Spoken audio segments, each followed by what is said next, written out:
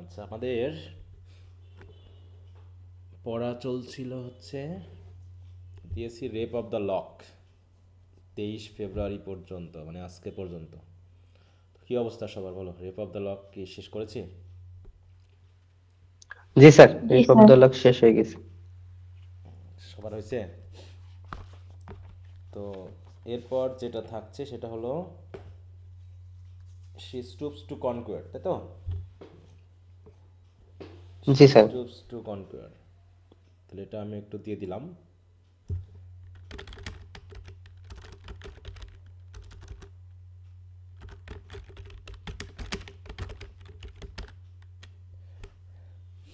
আচ্ছা, তো এটা তো একটা ব্যাপার গেল। এটা তোমরা পড়বা হচ্ছে মোটামুটি এই 28 তারিখের মধ্যেই পড়ে ফেলবা, 28 ফেব্রুয়ারির মধ্যে।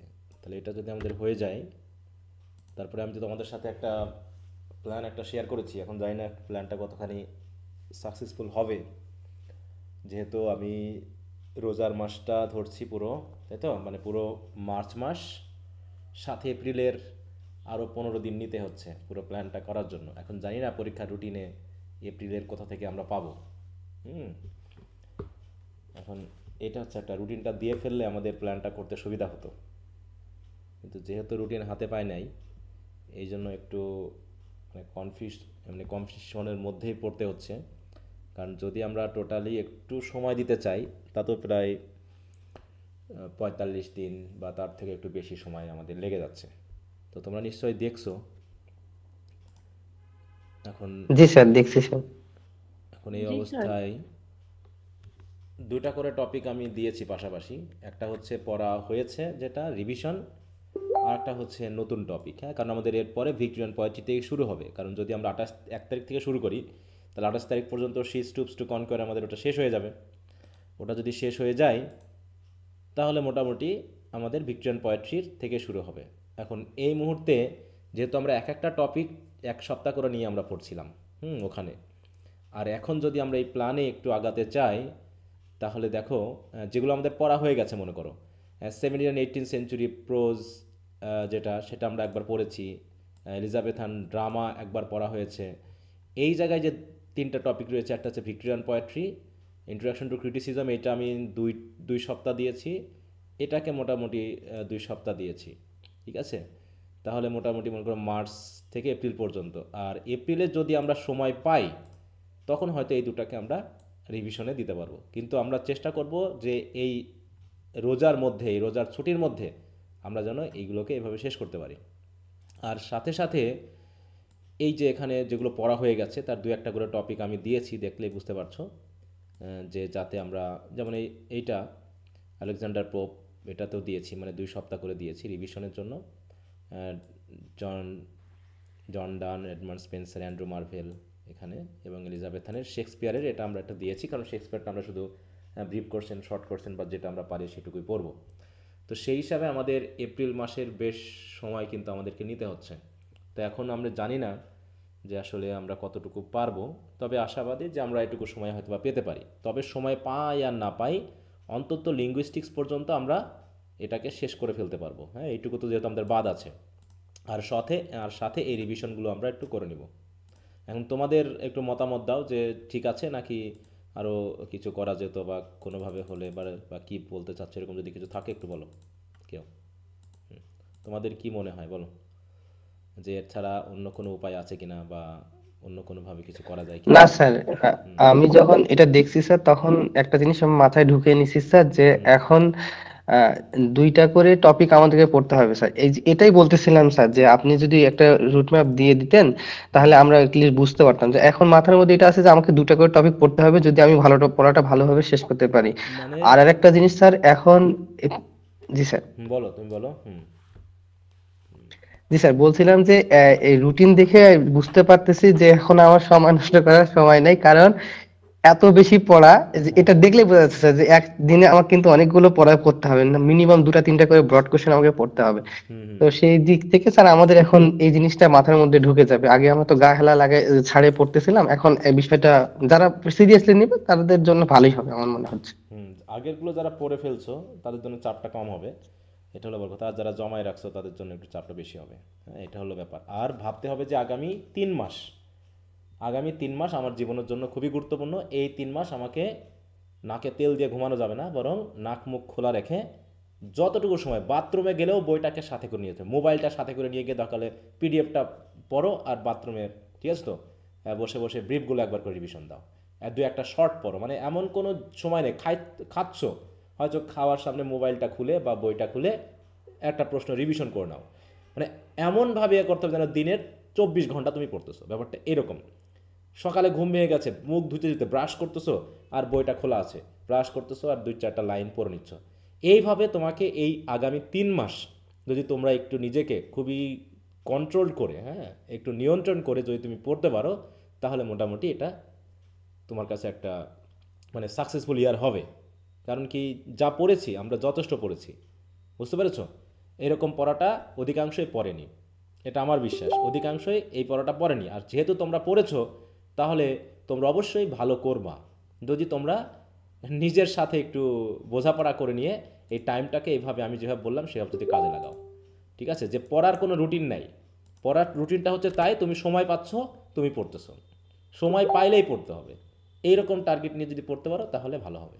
কারণ এটা একটা খুবই গুরুত্বপূর্ণ ইয়ার। এই ইয়ারটাকে মানে পার করাটাই হচ্ছে যুদ্ধের সবচেয়ে কঠিন একটা মুহূর্ত। ফোর্থ ইয়ারটা তাও মোটামুটি হালকা পাতলায় চলে যাবে। হ্যাঁ, তাহলে কি মনে হচ্ছে তোমাদের যে আর টেস্টগুলো আমি তো নেওয়ার চেষ্টা করব, যদি সংক্ষিপ্ত হয় তাও হয়তো 50-60 মার্কের না হোক, 2-20 মার্কের হলেও আমি নিব, যাতে তোমাদের লেখার স্পিডটা তৈরি হয়। হয়তো একটা ব্রড কোশ্চেন বা দুটা ব্রড কোশ্চেন, অথবা দেখা যাচ্ছে সাথে 2টা ব্রিফ বা একটা শর্ট বা 2টা ব্রড, এইভাবে করে নিয়ে হলেও মোটামুটি আমি মিনিমাম সপ্তাহে একটা করে ব্রড তোমাদের লেখাবই।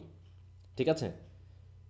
এই টার্গেটটা জি নিতে স্যার, হবে। এটা আরো ভালো হবে স্যার। যে ব্রড অন্তত যদি আমি ব্রিফ না লেখালেও চলবে, অন্তত একটা শর্ট একটা ব্রড বা এরকম করে লেখালেও, যে 1-1.5 মাসের যে একটা লেখার যে প্রতি সপ্তাহে লিখতেছো বা তুমি নিজে লিখবা, এই কাজটা একটু তোমাদের হবে। বা কোটেশনগুলো কতটুকু তুমি মনে রাখতে পারতেছো, কতটুকু লিখতে পারতেছো, এটাতে একটু সিরিয়াস হতে হবে। হুম, এটাতে একটু সিরিয়াস হতে হবে। এখন এই সিরিয়াস স্টুডেন্টগুলোর ব্যাপারটা আমাকে যদি মাথায় নিতে হবে, কারা টেস্ট দিবা কারা দিবা না। কারণ টেস্টের খাতাগুলো আমাকে একটু অ্যাসেস করতে হবে। কারণ ওই দেখা যাচ্ছে প্রত্যেক 10 জন খুঁজবো, 10 জনের ইনবক্সে ঢুকবো, টেস্ট দিবে দেখবো যে 1 জন বা 2 জন, অমনি আমার মাথা গরম হয়ে যাবে। হ্যাঁ, এই জন্য যারা টেস্ট দিবা তাদের আমাকে জানাতে হবে যে স্যার আমরা টেস্ট দিব। আর যারা দিবা না তাদের ব্যাপারটা আলাদা, কারণ তোমাদেরকে আমি ধরতে পারছি না কখনোই। তোমরা কথা দিচ্ছ কিন্তু পরে আবার কাজটা করতেছো না। এই জিনিসটা আমার কাছে খারাপ লাগে, যে আমি কথাও নিব না, তোমাকে আমি মিথ্যাবাদ দিয়ে প্রমাণ করব না। তুমি কথা দিবা, তুমি কাজটা করবা।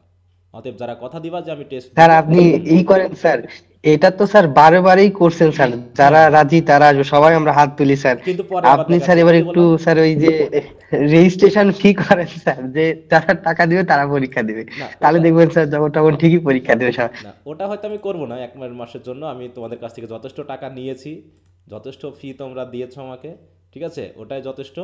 কিন্তু দয়া করে আমাকে কষ্টটা একটু কম করাবা।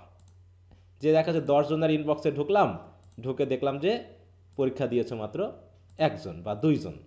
হ্যাঁ, তখন আমার কাছে খুবই বিরক্তিকর লাগে, খুবই খারাপ লাগে, বুঝতে পারছো? এই জিনিসটা একটু তোমরা একটু দেখো, যে যারা দিতে চাও তারা অন্তত, আমি আর একটা দরকার হলে একটা শুধু এক্সামের জন্য আলাদা ছোট করে গ্রুপ করব, যে গ্রুপে শুধু যারা এক্সাম দিবা তারা থাকবা, আর বাকিরা পড়ো। এই মেন গ্রুপে থাকো, আমি ক্লাস ক্লাস সব মেন গ্রুপেই নিব, এভাবেই চলবে। কিন্তু এক্সামটা যারা দিবা তারা এক্সাম গ্রুপে থাকবা, যাতে আমি ওইগুলোর ঢুকে ওদের ইয়েতে ঢুকেই যাতে আমি দেখি যে তোমরা এক্সাম দিয়েছো। যারা দিবা না তাদেরকে আমি একদম মানে কি বলবো, কিক মারে দিব মেন গ্রুপ থেকেও। মানে কথা তো কথা, কথা রাখতে হবে। ঠিক আছে? এই ব্যাপারটা একটু খেয়াল করো।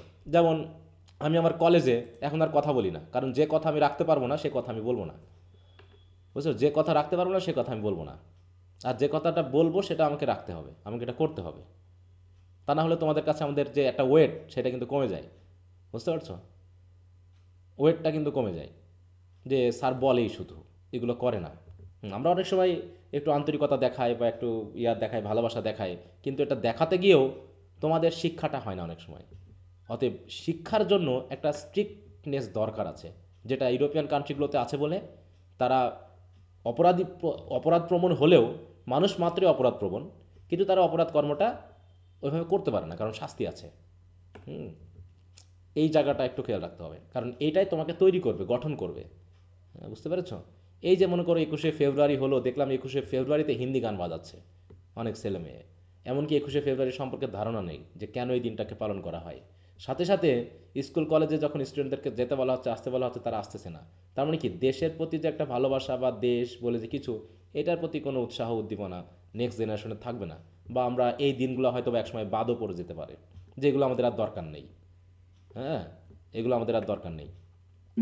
হ্যাঁ, পৃথিবীতে। স্যার এক সময় আপনারা কলেজ থেকে বা স্কুল থেকে যখন যখন স্যার বিদায় নিছিলেন, স্যার হ্যাঁ বিদায় অনুষ্ঠান যে হয় স্যার, হ্যাঁ হ্যাঁ হ্যাঁ। বিদায় অনুষ্ঠানের সময় তো স্যার এটা একটা কষ্টের বিষয় না স্যার, যে একটা কলেজ লাইফ শেষ হচ্ছে বা স্কুল লাইফ কান্নাকাটি শেষ হচ্ছে। পর্যন্ত হয়, আমরা কান্নাকাটি আগে পর্যন্ত যখন হয়। ছোট ছিলাম স্যার আমরা দেখছি স্যার হুম আমাদের, হ্যাঁ স্যার, সবাই কান্নাকাটি, আমি even দেখছি কান্নাকাটি করে স্যার। হুম গতকালকে আমাদের এই যে স্কুলে, আমি যে স্কুলে পড়েছি, যারা বিদায় নিচ্ছে আজকে ওদের বিদায় নিচ্ছে স্যার, কালকে রাত থেকে এমন ভোজপুরি গান লাগাইছে স্যার, হুম হুম মানে আমি বলছি এদের কি আনন্দ হচ্ছে, মনে হচ্ছে এরা বিদায় নিচ্ছে, খুবই আনন্দ হচ্ছে এবং খুবই ডিস্টার্ব হচ্ছিল।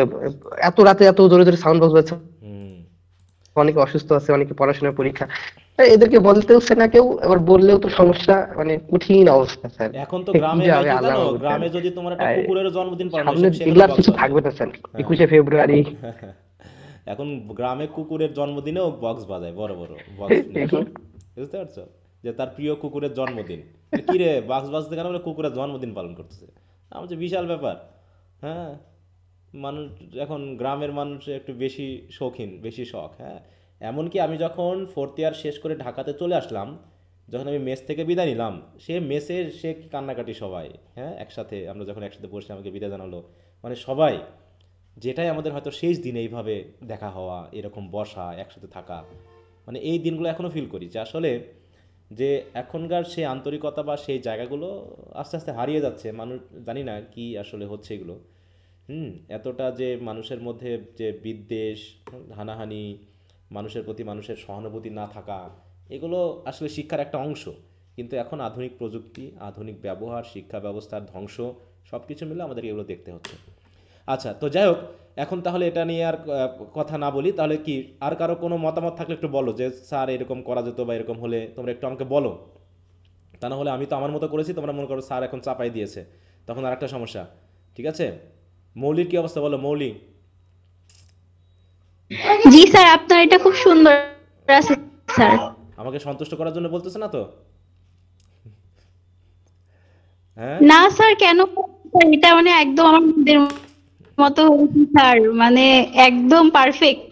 আচ্ছা, ভেরি গুড। তারপরে সাকিবের কি অবস্থা বলো, সাকিব, মতামত থাকলে একটু বলো। সাকিব, শান্ত। হুম। স্যার খুবই ভালো হয়েছে স্যার, ওটা ফলো করলে স্যার আমরা মোটামুটি একটা প্রিপারেশন হবে। হ্যাঁ, না এটা আমি শুধু এখন একটাই সৃষ্টিকর্তার কাছে প্রার্থনা করছি যেন আমরা সময়টা পাই, যতটুকু আমি বলেছি ওই সময়টা যেন আমাদেরকে দেয়। জি স্যার। ঠিক আছে তো? এটুকু স্যার সময়। মিনিমাম আমরা 15 তারিখ পর্যন্ত সময় পাবো ওইগুলো। হ্যাঁ, আমি সেই আশা করেই করেছি, যদিও 15 তারিখের বেশি চলে যাচ্ছে। আমি চাচ্ছি অন্তত যাতে 15 তারিখ পর্যন্ত আমরা সময়টা স্যার পাই। দু একদিন ব্যাপারে ওটা সমস্যা হুম না। হুম। শান্তর কি অবস্থা বলো, শান্ত? স্যার আপনি তো মানে খুব সুন্দর একটা প্ল্যান করেছেন, এখন বাকিটা আমাদের উপরে নির্ভর করবে আমরা কতটা এফোর্ট দিতে পারছি, তার উপরে আসলে একটা অ্যাসেসমেন্ট তৈরি হবে। আচ্ছা, না মানে যদি তোমাদের কোনো মতামত থাকে সেটা হয়তো একটু বললে পারে আরো ভালো হয়। তো আমি চেষ্টা করেছি যে এইভাবে আমরা আগাবো। স্যার এখন হুম অলরেডি তো আপনার মতামত, আমাদের তো আমাদের যেই মানে যতটুকু আমাদের ক্যাপাসিটি, আপনাকে তো আমরা সারপাস করতে পারবো না, তো হ্যাঁ হ্যাঁ। আপনারটাই ঠিক আছে। হুম হুম হুম হুম। না ওইটাই। তো ঠিক আছে, আশা করি তোমরা তাহলে বুঝতে পেরেছো। এখন বিষয়টা হলো, এখন আমি আরেকটা কথায় আসি, সেটা হলো ক্লাসের ব্যাপারটা। মনে করো তোমাদের আমি পড়তে দিচ্ছি, তাই না, এভাবে পড়তে দিচ্ছি। এখন একটা পড়া শেষ করে একটা ক্লাসে তোমাকে হয়তো দেখা যাচ্ছে কোনো সমস্যা থাকতে পারে, সেটা আমি তো হয়তো বুঝাই দিলাম। এখন এইটার জন্য আমি চাচ্ছি যে সপ্তাহে একটা ক্লাস একটু বন্ধ দিতে। সপ্তাহে যদি 2টা ক্লাস নিই, সমস্যা হবে? যে তোমরা হয়তো পড়লা, ঠিক আছে তো? না হ্যাঁ স্যার, হবে স্যার, না স্যার। এটাই ভালো হয়। হ্যাঁ, এতে এত ক্লাসের এই যে এক হ্যাঁ দেড় ঘন্টা, হবে হ্যাঁ না। এত এত আমাদের দরকার নেই, ঠিক আছে তো? আর তোমরা অনেক পড়েছো, মোটামুটি প্রায় 10 মাস। এখন আমাদেরকে সময় দিতে হবে বিশেষ করে। হ্যাঁ, বলো বলো বলো। আমাদেরকে আমাদের সময়টা দিতে হবে। হ্যাঁ হ্যাঁ হ্যাঁ স্যার এই সময়টা আমাদেরকে পড়ার প্রতি একটু বেশি সময়টা দিতে হ্যাঁ, হবে। আমার ক্লাস দিক 2টা থেকে তো হলেও দায়িত্ব প্রবলেম শেষ। হবে না আশা হ্যাঁ, করি। আমার দিক থেকে তো দায়িত্ব শেষ, তাই না? এখন এই জন্য আমি বলতেছি যে এখন তোমরা পড়বা, সেই জন্য মনে করো যে সপ্তাহে যে প্রথম প্রথম ক্লাসটা রবিবার, আর হচ্ছে মঙ্গলবার, এই দুটা যদি আমি ক্লাস নিই, আর যদি মনে হয় যদি ক্লাসও না লাগে তাও কোনো সমস্যা না, কারণ আমি তো ক্লাস ওইভাবে কাউন্ট করি। তো সেই হিসাবে যদি 20 মিনিটের জন্য কোনো প্রয়োজন হয় সেটা আমি ক্লাসের কাউন্টের মধ্যে ধরবো না, মনে করো জাস্ট তোমাদের একটু হেল্প হবে। তো আমি ধরে রাখলাম যে আমাদের দুটা ক্লাস নিব। এখন দুটা মানে কি, যদি সপ্তাহে 7টাও ক্লাস লাগে তোমরা বললে আমি নেব, কিন্তু আমি মনে করছি বেশি ক্লাস করে এখন এই যে এখন 1-1.5 ঘন্টা আমি একা বক বক বক বক করবো, একই জিনিস বলবো, একই কথা আনবো, বরং এতে তোমাদের সময় নষ্ট হবে। এই সময় তোমরা যদি পড়ো তোমাদের বরং কাজে লাগবে, তাই না? তো সেই জন্য আমি রবিবার এবং মঙ্গলবার, মঙ্গলবার বলতেছি, রবিবার আর বৃহস্পতিবার, তাই তো, এই দুটো ক্লাস নিব। আর আমাদের পরীক্ষাটা হচ্ছে 7 তারিখ, মানে শুক্রবার করে, দেখো পরীক্ষাগুলোর ডেট কিন্তু পড়ছে আমাদের শুক্রবার করে, ঠিক আছে? তাহলে শুক্রবার মনে করো রাতে ঠিক এই টাইমে আমি প্রশ্নটা শেয়ার করে দিব, তোমরা পরীক্ষাগুলো দিয়ে ফেলবা। আর পরীক্ষার খাতা আমি অ্যাসেস করি বা না করি, তোমরা পরীক্ষাগুলো দিবা, এটা হলো বড় কথা। হয়তো দেখা যাচ্ছে আমার কোনো কারণে আমি হয়তো এই সপ্তাহে অ্যাসেসটা করতে পারিনি, তারপরেও যে স্যার আগেরটা করেনি এবারও দেবো না, আমার পরীক্ষার খাতা অ্যাসেস করার উপরে তোমাদের ব্যাপারটা হচ্ছে না, ব্যাপারটা হচ্ছে তোমরা পরীক্ষাগুলো দিবা যাতে হাতের লেখার স্পিডটা তোমাদের ভালো হয় এইটা, এবং প্র্যাকটিসটা হয়ে যায়, বিশেষ করে কোটেশনগুলো লিখতে পারছো কিনা, কয়টা লিখতে পারছো, তারপর হচ্ছে কত মিনিটে তুমি শেষ করতে পারছো বা কতটুকু তুমি দিতে পারছো, এই জায়গাটাকে একটু মানে তোমাকে এখন গুরুত্ব দিতে হবে। এতদিন আমরা যথেষ্ট পড়েছি, তো এই জন্য বললাম যে রবিবার এবং বৃহস্পতিবার আমরা এই 2 দিন ক্লাস নিব, ক্লাস যতটুকু লাগবে ততটুকুই। ক্লাসের যদি ডিউরেশনটা 35 মিনিট বা তার উপরে যায় তাহলে কাউন্ট করব, তা না হলে মনে করো 2-20 মিনিটের জন্য যুক্ত হয়ে কিছু সমস্যার সমাধান করে দিলাম, আমরা চলে গেলাম এইভাবে, ঠিক আছে? হ্যাঁ বলো। স্যার আমাদের যদি কোনো সমস্যা হয় তাহলে তো আমাদের প্রিভিয়াস ক্লাসগুলো রেকর্ডেড আছে হ্যাঁ ওই ইউটিউবে, তো ওইখান বললাম যে থেকে দেখে তারপরে নিলেও হয়ে যাবে। হ্যাঁ সেটা তো আছেই। আর কোশ্চেন আনসারে যদি সমস্যা হয় সেটা যেহেতু নাই, ওই জন্য কোশ্চেনের জায়গায় হয়তো বুঝতেছো না, কোনো জায়গায় একটু থাকতে পারে, জি স্যার। সেটা তোমরা জাস্ট আমি ক্লাসের কথা বলবো, যার যার সমস্যা হবে সে যুক্ত হবে, যাদের সমস্যা নেই তাদের যুক্ত না হলেও চলবে, ঠিক আছে?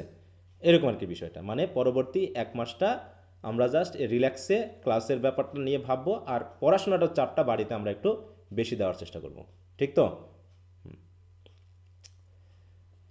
জি স্যার, একটা কথা বলি। জি স্যার, এটাই আচ্ছা, স্যার সহমত। আমাদের স্যার আমাদের যেমন স্যার ফার্স্ট টপিক এবং কি সেকেন্ড টপিক দুইটা আছে, তাই না? তো হ্যাঁ হ্যাঁ স্যার একটা টপিকের উপরে কি রবিবার এবং কি আরেকটা টপিকের উপরে কি যে বা বৃহস্পতিবার এরকম পরীক্ষা না না নেবেন না না, নাকি? আমি মানে যেহেতু সেকেন্ড টপিক, যেটা সেকেন্ড টপিকটা তো তোমাদের একবার পড়া, তাই না?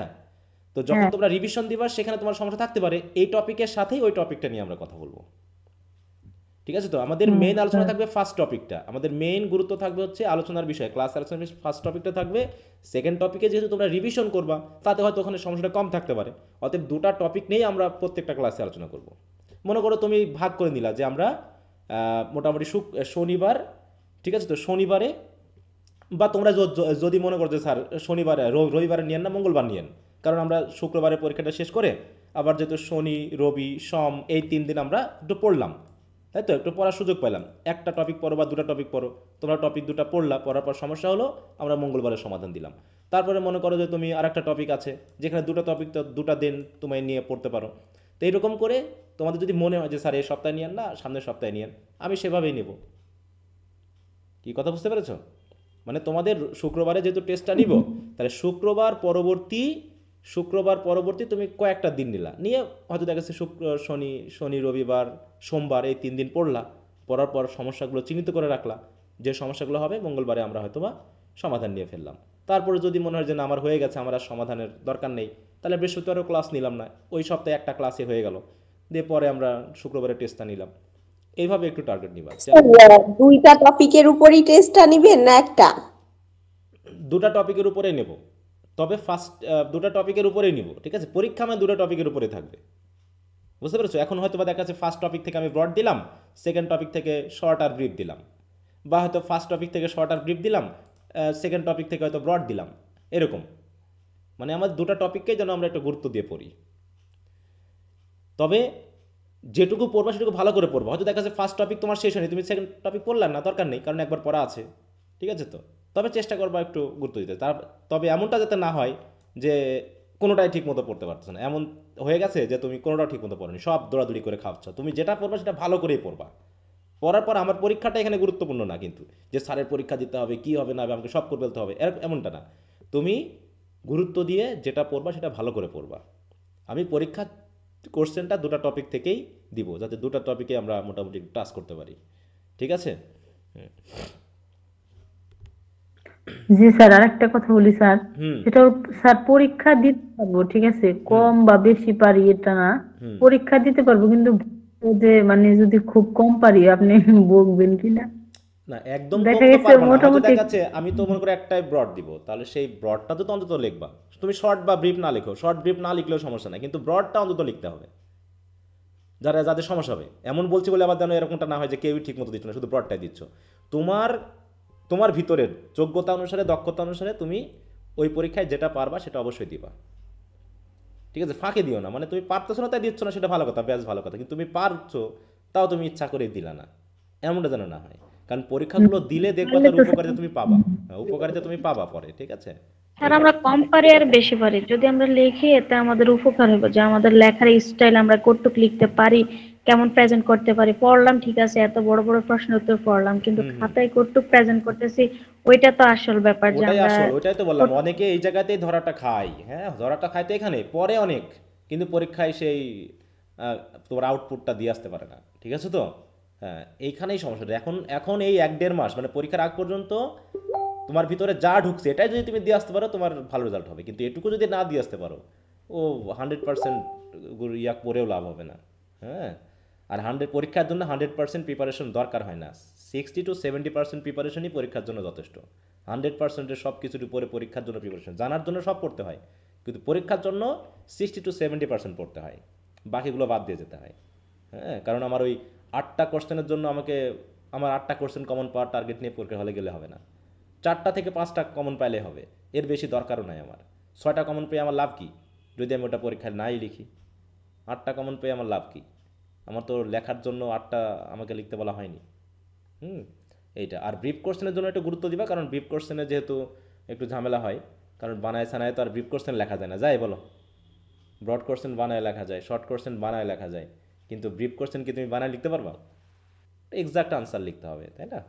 না এইটাই। স্যার। হুম, এই জন্য ব্রিফের জন্য একটু গুরুত্ব দিবা। ওই জন্য আমি ব্রিফগুলো দখলে যেগুলো আমি ব্রড বা শর্টের জন্য বাদ দিয়ে ব্রিফগুলো দিব, যাতে ওখান থেকে কমন আসলে ওইগুলো তোমরা লিখতে পারো, এইটাকে আমি গুরুত্ব দিব। আর এই তো মোটামুটি আলোচনা এই বিষয়। হুম, স্যার আরেকটা কথা বলি, হ্যাঁ বলো।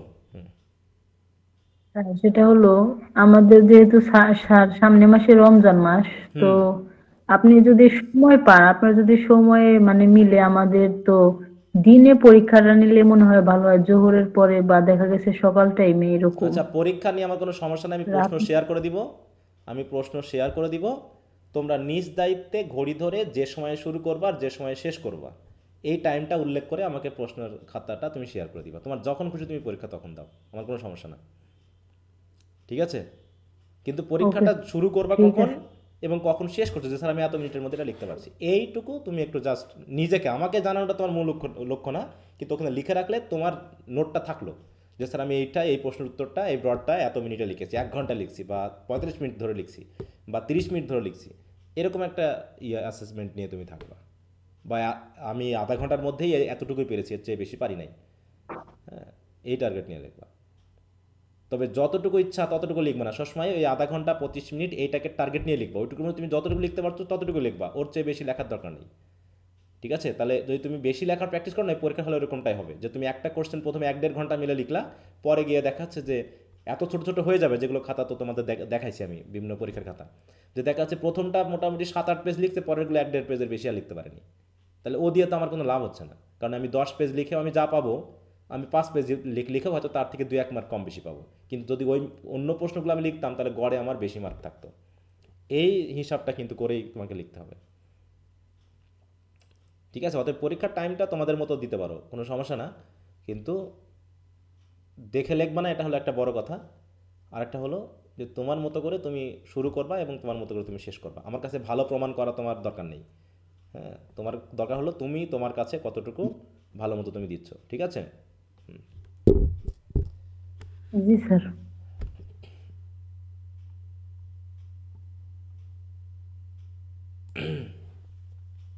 আচ্ছা, তো যাই হোক, তাহলে এছাড়া তো এই বিষয় নিয়ে আর কোনো কথা নেই। তাহলে এখন আমরা গত ক্লাসে কি পড়ছিলাম বলো তো? বায়োগ্রাফি লিটারেরি পড়ছিলাম, তাই না? হুম। ওটা জি স্যার। বায়োগ্রাফি আর লিটারেরি পড়ছিলাম, এবং সেখানে আমরা যেহেতু তোমাদের এখানে চ্যাপ্টার নাম্বার আছে 4, 14 আর 17, ঠিক আছে, 4, 14 এবং 17। তো আমরা তো গতদিন পর্যন্ত মনে হয় কত 4 নম্বরটা পড়েছিলাম মনে হয়, 4 এবং তার পরবর্তী, নাকি আমি কি মিস করলাম? তাহলে ওটা একটু আমি পড়াই দিই, যেহেতু আজকে আমরা সময়টুকু পাচ্ছি, যেহেতু এখান থেকে আমাদের যদি ব্রিফ ট্রিপের একটু ইয়া থাকে আমরা হয়তো পড়তে পারবো।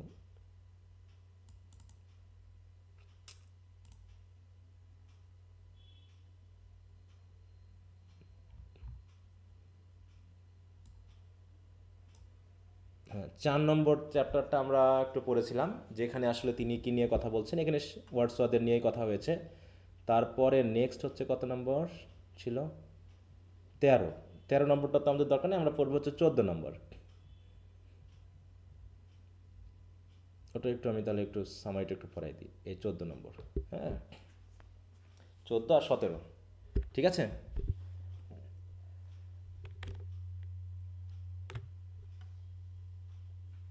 এটা 14 তো নাকি? আমি মাঝে মাঝে সংখ্যাতে একটু মিলাই ফেলি। আচ্ছা, তাহলে এখানে আমরা মেনলি দুইটা বিষয়ের মধ্যে একটা ডেফিনেশন পাচ্ছি। বলো তো দুটা বিষয় নিয়ে কি নিয়ে কথা বলছে এখানে মেনলি? দুটা শব্দ কি? এটা নিয়ে ব্রিফ করছি। স্যার ইমাজিনেশন আর হ্যাঁ, ইমাজিনেশন এবং ফ্যান্সি, তাই তো। আর ওর সাথে ওয়ার্ডসওয়ার্থের কিছু কথা আসবে, দেখবা যে ব্রিফ কোশ্চেনগুলো দেখলে তোমরা বুঝতে পারবা যে তেমন জটিল কিছু না আর কি। তাহলে আমরা একটু 14 নম্বরটা পড়ি, দেখো বলছে ডিউরিং দ্য ফার্স্ট ইয়ার, এটুকু কি আমরা পড়েছিলাম নাকি? না মনে হয়। During the first year that Coleridge and Wordsworth were neighbors, they frequently talked about two fundamental points about poetry. দুটা fundamental point, এটা একটু খেয়াল রাখবা। Firstly, they discussed the reproduction by the poet of objects supplied by a faithful and accurate observation of external world. তাহলে প্রথম টপিকটা হচ্ছে তারা ডিসকাস করেছে reproduction by the poets of objects. তাহলে poets of objects supplied by a faithful and accurate observation of external, তাহলে external world তারা কিভাবে দেখছে, হ্যাঁ সেটা ফেইথফুলি এবং অ্যাকুরেটলি কিভাবে তারা এক্সটার্নাল ওয়ার্ল্ডকে অবজার্ভ করছে, সেই অবজার্ভ করার মাধ্যমে তারা পৃথিবীর যে অবজেক্টগুলো তারা দেখতেছে সেই অবজেক্টগুলোকে তারা তাদের পোয়েট্রিতে কিভাবে রিপ্রোডিউস করছে সেটা নিয়ে তারা কথা বলেছে। তাহলে মনে করো যেমন ওয়ার্ডসওয়ার্থ তার টিনটার্ন অ্যাবি বলো বা ওড অন ইন্টিমেশন, তাই না, এই যে এখানে যেগুলো পেয়েছি ওখানে তারা এক্সটার্নাল ওয়ার্ল্ডের অবজেক্টগুলোকে কীভাবে দেখছে এবং কীভাবে উপস্থাপন করছে সেগুলো দুইজন দুই রকম করে কথা বলেছে, তাই তো। একজন সুপারন্যাচারাল ওয়েতে উপস্থাপন করেছে আর একজন ন্যাচারাল অবজেক্টকে অ্যাট্রাকটিভ ওয়েতে উপস্থাপন করেছে। Secondly, they consider how poetry modifies this true and faithful representation of objects by the wonder working power of poetic imagination.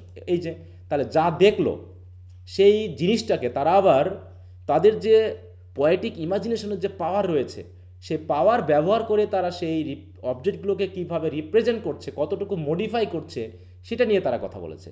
এবং so invest them with beauty and novelty, এবং তারা যা এক্সিস্টিং বিউটি রয়েছে তার থেকে আরও কীভাবে বিউটিফুল করা যায়, যে এক্সিস্টিং নভেলটি রয়েছে তার থেকে আরও কীভাবে নভেলটি আনা যায় সেইগুলো নিয়ে তারা আলোচনা করেছে প্রথম দিকে যখন তারা লিরিক্যাল ব্যালাডস একসাথে লিখেছে। The transforming effects of imagination was suggested to them by the operation of moonlight or of sunset glow, which imparts strange charm and mystery to the familiar objects of nature. বিশেষ করে আমরা যদি ওয়ার্ডসওয়ার্থের ওই কবিতার কথাটা ভাবি, বিশেষ করে দেখো ওই যে it is a beauteous evening calm and free, ওখানে কি মনে হচ্ছে না যে একটা মানে প্রকৃতির মধ্যে তিনি যেন এক ধরনের একটা ক্ষমতা, এক ধরনের সত্তাকে তিনি যেন অনুভব করতে পারছেন, তাই না। তাহলে বলছে সেটা হতে পারে মুনলাইট, হতে পারে সানলাইট, এইগুলোর মধ্যে তিনি যে এক ধরনের অদ্ভুত চার্ম বা মিস্ট্রি যে ওই অবজেক্টগুলোর মধ্যে নেই, তাও তিনি যেগুলোকে ইম্পার্ট করছেন, স্ট্রেঞ্জনেস দিচ্ছেন, সেটা এসটি কোল্ড্রিজ হোক। যেমন এসটি কোল্ড্রিজ কী করেছে, যে প্রকৃতির মধ্যে একটা স্ট্রেঞ্জ একটা পাওয়ার দেখাচ্ছে, যে একটা অপরাধ করেছে তাই প্রকৃতি তাকে শাস্তি দিচ্ছে। এমনটা কি আসলে হয়? জেনারেলি এমনটা হয় যে তুমি একটা পাখিকে মারলা, প্রকৃতি তোমাকে শাস্তি দিল, এরকমটা কখনো হয়েছে এরকম? না স্যার, না স্যার। কিন্তু তারপরে দেখো তিনি কিন্তু ওই স্ট্রেঞ্জনেসটা এবং মিস্ট্রিয়াস যে ইফেক্টটা সেটা কিন্তু দিয়েছেন। আসলে এটা কি আসলে এক্সটার্নাল ওয়ার্ল্ডের ব্যাপার নাকি আসলে নিজের মনের কনসেন্সের ব্যাপার এটা ঘটছে?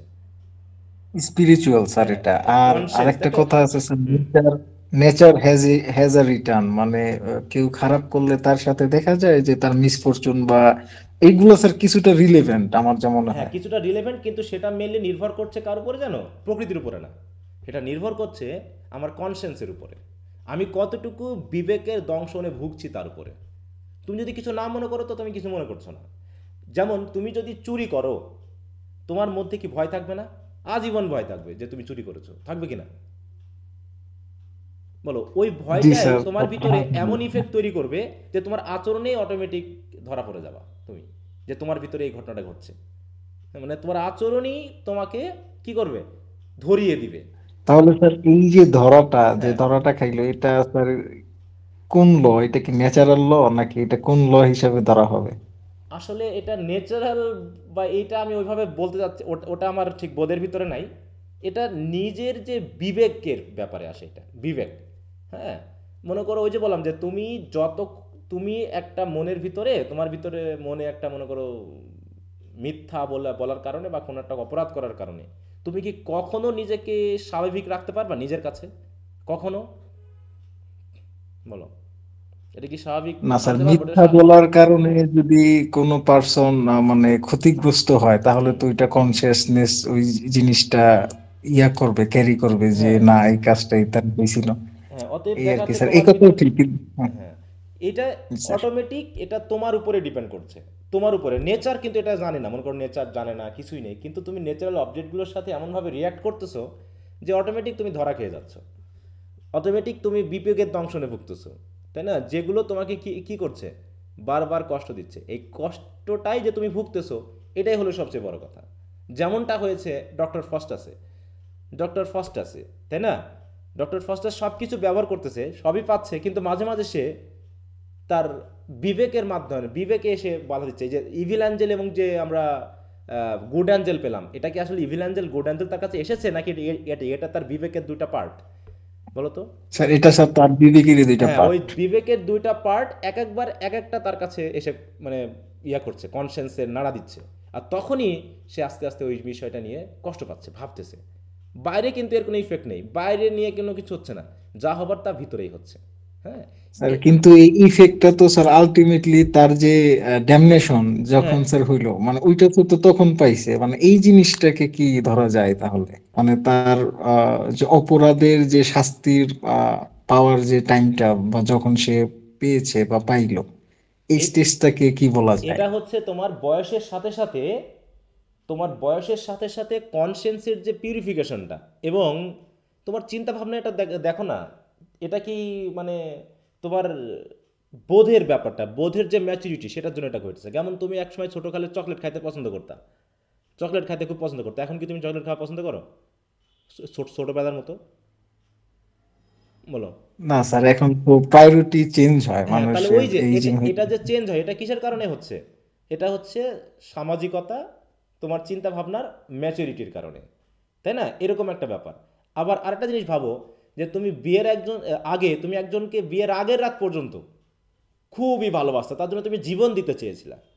ঠিক বিয়ের রাতে ওইখানে এমন একটা কিছু ঘটলো যে তারপর থেকে তুমি তাকে তোমার শত্রু বলে মনে করলা, পরের দিন তুমি ডিভোর্স দিয়ে দিলা। তাহলে এটা কেন হচ্ছে? এটা কি কারণে হচ্ছে? তোমার স্যার বিয়ের ক্ষেত্রে, হ্যাঁ হ্যাঁ ম্যাচুরিটির জি কারণে। স্যার। ম্যাচুরিটি মানে কি? তুমি একটা জিনিস জানতা না, ওটা তুমি জেনে গেলা, তাই না? মনে করো একটা মেয়ে দেখতে খুব সুন্দর বা একটা ছেলে দেখতে খুব সুন্দর, তুমি তার সাথে প্রথম দিন কথা বললা, দেখা গেল তার মুখ দিয়ে গন্ধ বার হচ্ছে, তোমাকে কি আর কোনদিন সুন্দর মনে হবে ওকে? বলো। না স্যার, ইমপ্রেশন তো অবশ্যই হ্যাঁ, তো ওই রকম খারাপ মানে হবে। তোমার মনটা হচ্ছে সবচেয়ে এখানে জটিল একটা জিনিস, তাই তো? তোমার মনটা হচ্ছে সবচেয়ে চেঞ্জেবল, জটিল ইটস একটা জিনিস। Always changing. হ্যাঁ, ওইখানে তোমার যেই এক্সপিরিয়েন্স আসবে, সেই এক্সপিরিয়েন্স অনুসারেই তোমার বডি ফিগারের মধ্যেও সেই পরিবর্তনগুলো অটোমেটিক চলে আসবে। এমন আছে না যে আমি দেখেছি একবার এরকম একটা ঘটনা, যে মনে করো একটা মেয়ে খুবই মানে ওই এলাকায়, বললাম যে আমরা তখন ছোট ছিলাম, তো আমাদের ছোট বোন আর কি, সে কিন্তু খুবই সুন্দর ছিল এলাকার মধ্যে, আমাদের গ্রাম এবং স্কুলের মধ্যে সুন্দর ছিল, এবং সবাই তার সাথে সম্পর্ক বা প্রেম একটু একটু করতে চাইতো। কিন্তু ব্যাপারটা হলো এরকম, সে ছিল হিন্দু, সে একটা আমাদের স্কুলেরই ওরই ক্লাসের ও হতো মোটামুটি ফার্স্ট সেকেন্ড হতো, একটা ছেলে আর এবং ওদের ভিতরে একটা বেশ প্রতিযোগিতা ছিল বলা যায়, ফার্স্ট সেকেন্ড হতোই।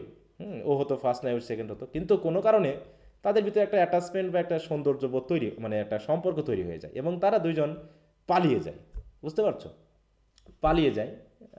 তো বিয়ে করেনি, তারপরে মোটামুটি যেহেতু দুইজন দুই ধর্মের, এটা নিয়ে স্কুলে একটা মানে হলো, একটা মানে আওয়াজ সালিশ তৈরি হলো, হলো। সালিশ হলো এবং মোটামুটি মেয়েটাকে তো মোটামুটি পরে আর বিয়েটা হয়নি, কারণ দুইজন দুই ধর্মের। ছেলেটাও চলে গেল টিসি নিয়ে, স্কুল মানে স্কুলে টিসি দেয়নি ওদেরকে, যেহেতু শেষের দিকে ছিল, দুজনকে আর স্কুলে যাওয়া যাবে না, তারা পরীক্ষা দিয়ে। এখন এই মেয়েটা তার যে প্রথম দিকের যে একটা মানে একটা চেহারা ভালো করা বা তার ভিতর যে একটা ইউথের যে ব্যাপারটা ছিল, সেটা কিন্তু পরবর্তীতে জাস্ট শেষ হয়ে গেল। মানে তার মধ্যে যে একটা সৌন্দর্য বোধ ছিল, একটা সৌন্দর্য ছিল, তার যে একটা কমনীয়তা ছিল, সেটা কিন্তু পুরো শেষ হয়ে গেল, তার চেহারা কিন্তু শেষ। কারণটা কি? সে কি নিজেকে আর গুরুত্ব দেয়নি, না এটা প্রকৃতির কারণে ঘটলো, নাকি তার নিজের মনে এমন একটা কিছু আঘাত লেগেছে যার জন্য সে তার বাহ্যিক চেহারা বা এগুলোর প্রতি তার আগ্রহ হারিয়ে ফেলেছে? ঠিক আছে, এইটা। এইটাকে ধরো যে তার মনের হ্যাঁ, তার যে অ্যাকশনের তার রিয়াকশনটা আসছে। রিয়াকশনটা এই সব ক্ষেত্রে মানুষের এই প্রকৃতি তার নিজের মতো করে চলে, প্রকৃতি তার নিজের মতো করে চলে, শুধু আমরা প্রকৃতিকে আরোপ করি কিছু জিনিস। প্রকৃতি আমাদের নিয়ে খুব একটা ভাবে না, প্রকৃতি আমাদের নিয়ে টেনশন করার কোনো কারণ নেই। কারণটা হচ্ছে আমি এখন এই আমার প্রকৃতিটা স্যার যে ন্যাচারাল যে অবজেক্ট গুলো আছে হ্যাঁ, সেইটা বাদেও যে যে ইন্টারনাল যে বিষয়গুলা এটাকে কি ওই রকম মানে ন্যাচারাল ইনস্টিংক্টের সাথে ওরসত বলছে কিনা, বা ক্লোরিস যে তার যে আপনার রাইম এন্ড সেন্ট মেরিনারে তো এই জিনিসটাও মনে হয় হয়তো দেখাইছে যে ওটা হয়তো ওই যে কবিতার মনের দিক অ্যালবাট্রস থেকে থেকে দেখাইছে, ওটা হচ্ছে তার কবিতার নিজস্ব মন দিয়ে দেখাইছে। ঠিক আছে, ওটাও আমার কাছে নেচারের কোনো ইফেক্ট বলে মনে মনে হয় না। ঠিক আছে, কারো যদি আমরা যে ন্যাচারাল যে পানিশমেন্ট বলি, এই ন্যাচারাল পানিশমেন্টটা আসলে নিজের মন থেকে বিবেক থেকেই হয়, নেচার কখনো পানিশমেন্ট দেয় বলে আমার কাছে খুব একটা মনে পড়ে না। যদিও এ নিয়ে অনেক ফিলোসফি বলা হয়েছে, কিন্তু আমার বিশ্বাস যে পুরো ইফেক্টটাই নিজের ভিতর থেকে বার হয়। বুঝতে পেরেছো এইটা? তো যাই হোক, তাই বলতেছি কি, জি স্যার। আমরা নেচারের উপরেই একটা ইফেক্ট দিয়ে দিই, একটা চার্ম হোক বা মিস্ট্রি হোক, সেটা আমরা নেচারের উপরে দিই। কেমন দেখা যাচ্ছে একই প্রকৃতি কারো কাছে খুবই ভালো লাগছে, বৃষ্টি হচ্ছে কারো কাছে রোমান্টিক মনে হচ্ছে, আবার বৃষ্টি হচ্ছে কারো কাছে খুবই ধ্বংসাত্মক মনে হচ্ছে। যেমন একটা গরিব মানুষের কাছে, যে সে আজকে কাজে যেতে পারলো না, আজকে তার ইনকামটা হবে না, সে পরিবারকে খাওয়াতে পারবে না। আবার ওইটাই আমরা যারা অফিসে কাজ করি, এমন বৃষ্টি হচ্ছে যে অফিস ছুটি দিয়ে দিলে আমাদের অফিসে যাওয়া লাগবে না। তাহলে দুইজনের কাছে দুই জিনিস, তাই না? কারণ সে দিনে না বার হলে ডেইলি ওয়ার্কার হিসাবে সে তার টাকাটা পাচ্ছে না। আমি অফিসে না গেলেও আমি বেতন পাবো। যেমন এই যে করোনা হলো, করোনার যখন হলো, করোনার টাইমে আমাদের কিন্তু বেতন আমরা পেয়ে গেছি। পুরো 1-1.5 বছর কোনো কাজ না করেই আমরা কিন্তু সরকার আমাদেরকে বেতন দিয়েছে, আমাদের কিন্তু কোনো সমস্যা হয়নি। কিন্তু যারা ডে ডে ডে লেভেল মানে ডে লেভেলার বা স্কুলগুলো যেগুলো বন্ধ হয়ে গেছে, বিশেষ করে প্রাইভেট যে স্কুল কলেজগুলো ছিল, অনেকেই বেকার হয়ে গেছে। তাহলে তাদের কাছে কেমন অবস্থা ছিল? তাহলে হয়তো দেখা যাচ্ছে করোনার সময় আমরা এনজয় করেছি বলা যায়, মানে আমাদের কাছে ওই যে খারাপ লাগাটা, ওইটা কিন্তু অতটা আমাদের কাছে আসেনি। কিন্তু আবার যাদের এইরকম ইনকাম নেই, চাকরি চলে গেল, বা তাদের আত্মীয়কে মানে আত্মীয়দের মৃত্যু ঘটলো, চিকিৎসা দিতে পারতেছে না, তাদের ওই সময় জীবনটা কেমন গেছে সেটা ভাবলে পারে বোঝা যাবে। তাহলে ওইটা নির্ভর করছে কাদের উপর? যে যে পরিস্থিতি আছে তার উপর। তাই বলছে দেখো, it was there for decided that, দেখো এবার ওরা সিদ্ধান্ত নিয়েছে। দেখো এইখানে একটু খেয়াল রাখবা, এটা বেশ ডিপ কোশ্চেনের জন্য গুরুত্বপূর্ণ, যদি আসে তো এই জায়গা থেকেই আসে, যে তাহলে দুইজন যেহেতু ভাবতেছে যে আমরা নেচারকে তুলে ধরবো, নেচারকে আমরা রিপ্রেজেন্ট করব, তাহলে এখন এরা আবার সিদ্ধান্ত নিয়েছে। দেখো, it was there for decided that Coleridge would compose points in which the incidents and agents were to be in part supernatural. সে বলতেছে আমি প্রাকৃতিক অবজেক্টগুলোকে, ইনসিডেন্টগুলোকে এমনভাবে তুলে ধরবো যেটা হবে supernatural, and they would be rendered credible and interesting. তারা সুপারন্যাচারাল হলেও তাদেরকে এমনভাবে রিপ্রেজেন্ট করবো যেগুলোকে মানুষের কাছে বিশ্বাসযোগ্য মনে হবে এবং ইন্টারেস্টিং মনে হবে, by giving them the emotion and behaviour peculiar to real human beings. তাহলে যেগুলো মানে প্রকৃতিকেই আমি এমন কিছু ইমোশনাল বিষয় প্রকৃতির মধ্যে দিব, এমন কিছু বিহেভিয়ার আমি প্রকৃতির মধ্যে দিব যেগুলো মানুষের কাছে বোধগম্যতার মধ্যে আসবে না, কিন্তু মানুষ ওগুলোকে বিশ্বাস করে নিবে। এই যে মনে করো যে মনে হচ্ছে যেন কি নৌকাটা থেমে গেছে, বাতাস পড়ে গেছে, বৃষ্টি মানে কীভাবে কোনোভাবে নৌকা চলছে না, স্থির হয়ে গেছে। হ্যাঁ, তাহলে এটা মনে হচ্ছে যে প্রকৃতি যেন আমাকে শাস্তি দিচ্ছে। প্রকৃতি আমাকে শাস্তি দেওয়ার জন্য বাতাস থামিয়ে দিয়েছে, আমার নৌকা চলছে না, সূর্য আমার মাথার উপরে এসে এমনভাবে আলো দিচ্ছে যে আমার বুক যেন মানে কি বলবো তৃষ্ণায় বুক ফেটে যাচ্ছে। এই যে ব্যাপারগুলো যখন বলা হচ্ছে তখন মনে হচ্ছে না যেন প্রকৃতি আমাকে নিজেই সে শাস্তি দিচ্ছে। প্রকৃতি যেন একটা হিউম্যান বিং, প্রকৃতি যেন একটা সত্তা, তার মধ্যে যেন একটা বোধ আছে, যে বোধের কারণে সে বুঝতে পেরেছে যে আমি একটা প্রকৃতির দুটো এলিমেন্টের মধ্যে যে একটা সুন্দর গুড রিলেশনশিপ ছিল আমি এটা ভেঙে ফেলেছি, তার জন্য আমাকে এই শাস্তিটা সে দিচ্ছে, এরকমটা, তাই না? তাহলে এটা হচ্ছে কি ইন্টারপ্রেট করছে কে? ইন্টারপ্রেট করছে ওই ব্যক্তি। তো ঠিক ওইরকমভাবে তাহলে বলতেছে, তাহলে কোল্ডিস দায়িত্ব নিল যে আমি প্রাকৃতিক ইনসিডেন্ট বা এজেন্টগুলোকে এমনভাবে রিপ্রেজেন্ট করবো যারা সুপারন্যাচারাল হবে, কিন্তু মানুষ আপাতত সেগুলোকে ক্রেডিবল করে নেবে, মানে বিশ্বাসযোগ্য করে নেবে, এবং মানুষ মনে করবে ঠিক আছে। অন্যদিকে Wordsworth on the contrary was to compose poems dealing with events and characters with which every village may supply to a man of alert mind and sympathetic heart. মানে প্রকৃতি যেমন সেভাবেই তুলে ধরা হবে, কিন্তু একটু প্রকৃতিকে দেখানো হবে যে প্রকৃতি যেন মানুষের প্রতি সিম্প্যাথেটিক। দেখো তাহলে কোল্ড্রিস করতেছি প্রকৃতিকে হার্শ রূপে, তাই না, কঠোর রূপে উপস্থাপন করতেছে। আর ওয়ার্ডসওয়ার্থ প্রকৃতিকে খুবই সিম্প্যাথেটিক, কাইন্ড, এমপ্যাথেটিক এরকমভাবে তুলে ধরছে যেন প্রকৃতি আমাকে বিপদের সময় আমাকে সাহায্য করে, প্রকৃতি আমাকে দুঃখের সময় আনন্দ দেয়, প্রকৃতি আমি বিপদে পড়লে প্রকৃতি আমাকে রক্ষা করে, এরকমভাবে কিন্তু রিপ্রেজেন্ট করছে। তাহলে দুইজন কি পুরো বিপরীতমুখী উপস্থাপন করছে।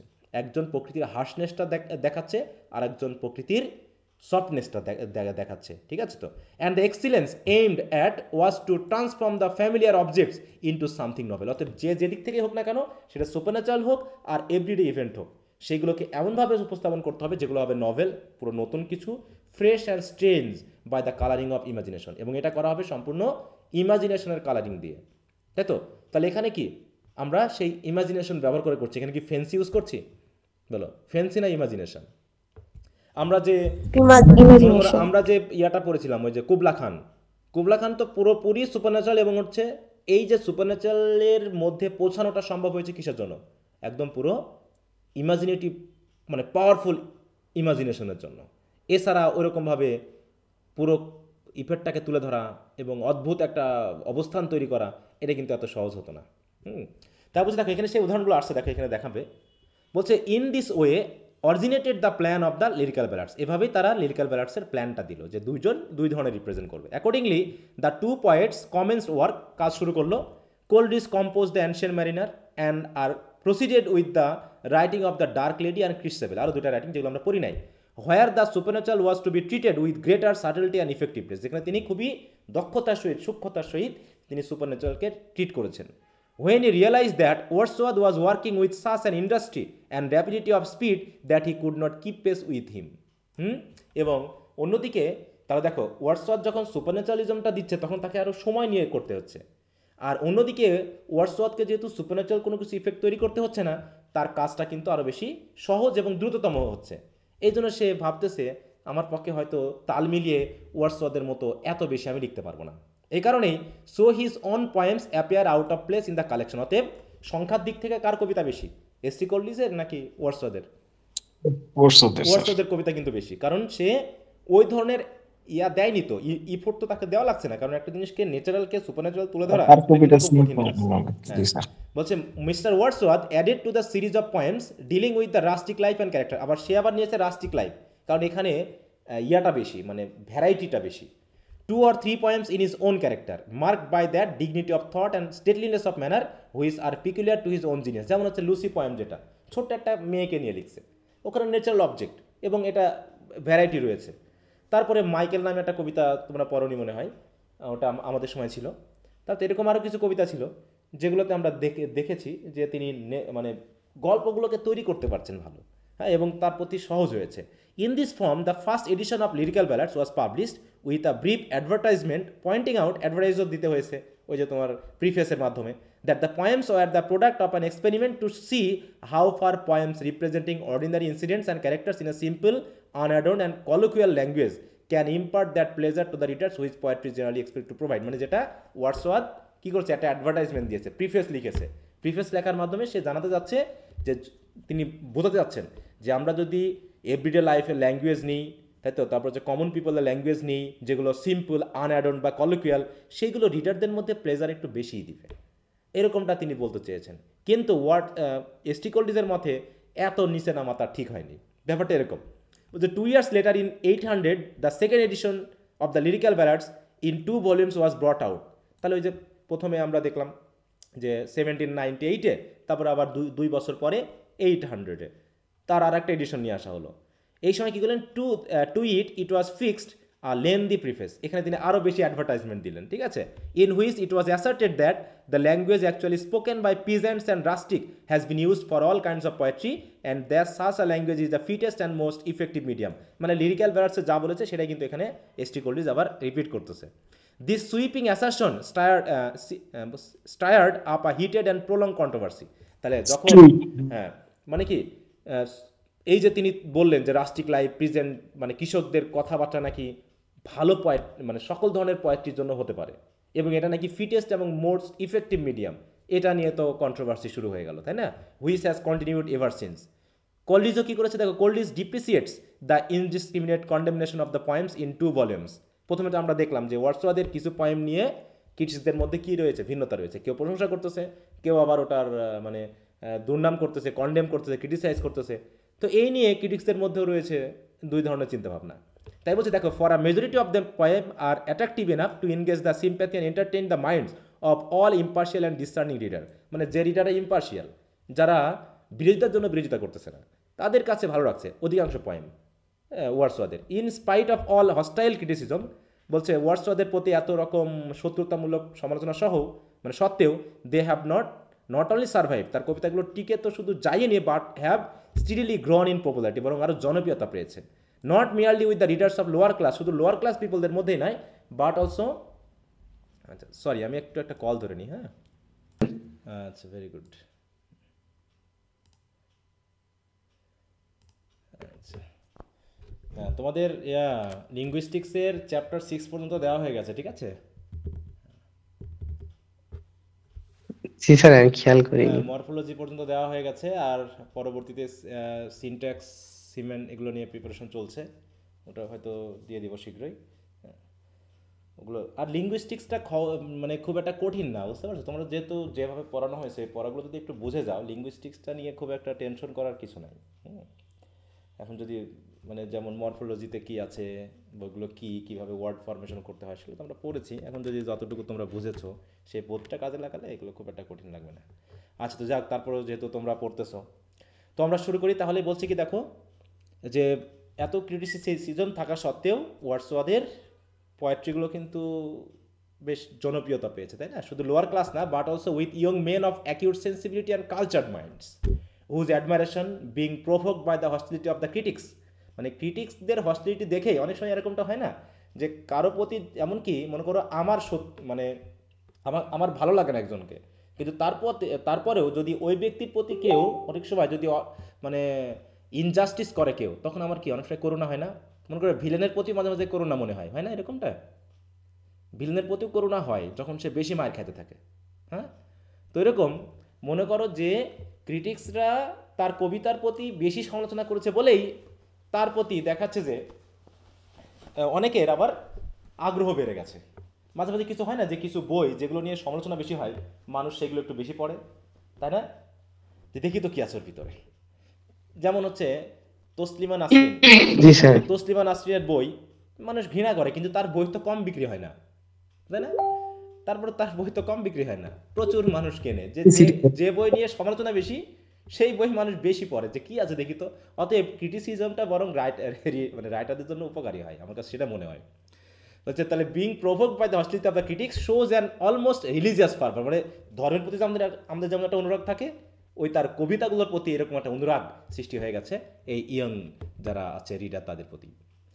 তাই বলছে the intellectual energy and genius of the poet displayed in the poems was such that even his critics and scoffers were impressed by it. তাই বলতেছে যে তার কবিতার ভিতরে পয়েট তার জিনিয়াস এবং এনার্জি, ইন্টালেকচুয়াল এনার্জি এমনভাবে প্রবেশ মানে দেখাতে পেরেছে যে তার সমালোচক এবং যারা স্কফার মানে কি, যারা দুর্নামকারী, তারাও ইমপ্রেস হয়েছে। There are many merits together with the violent aversion created by his critical opinions produce a ferment which kept the poems alive in the public মানে memory. Coleridge says that he himself did not agree with many parts of Wordsworth preface. বলছে ওয়ার্ডসওয়ার্থের অনেক প্রিফেসের অনেক কিছু রয়েছে যেগুলো কোল্ডিস নিজেও agree করে না, তারপরেও made bold to point out that they are wrong in principal.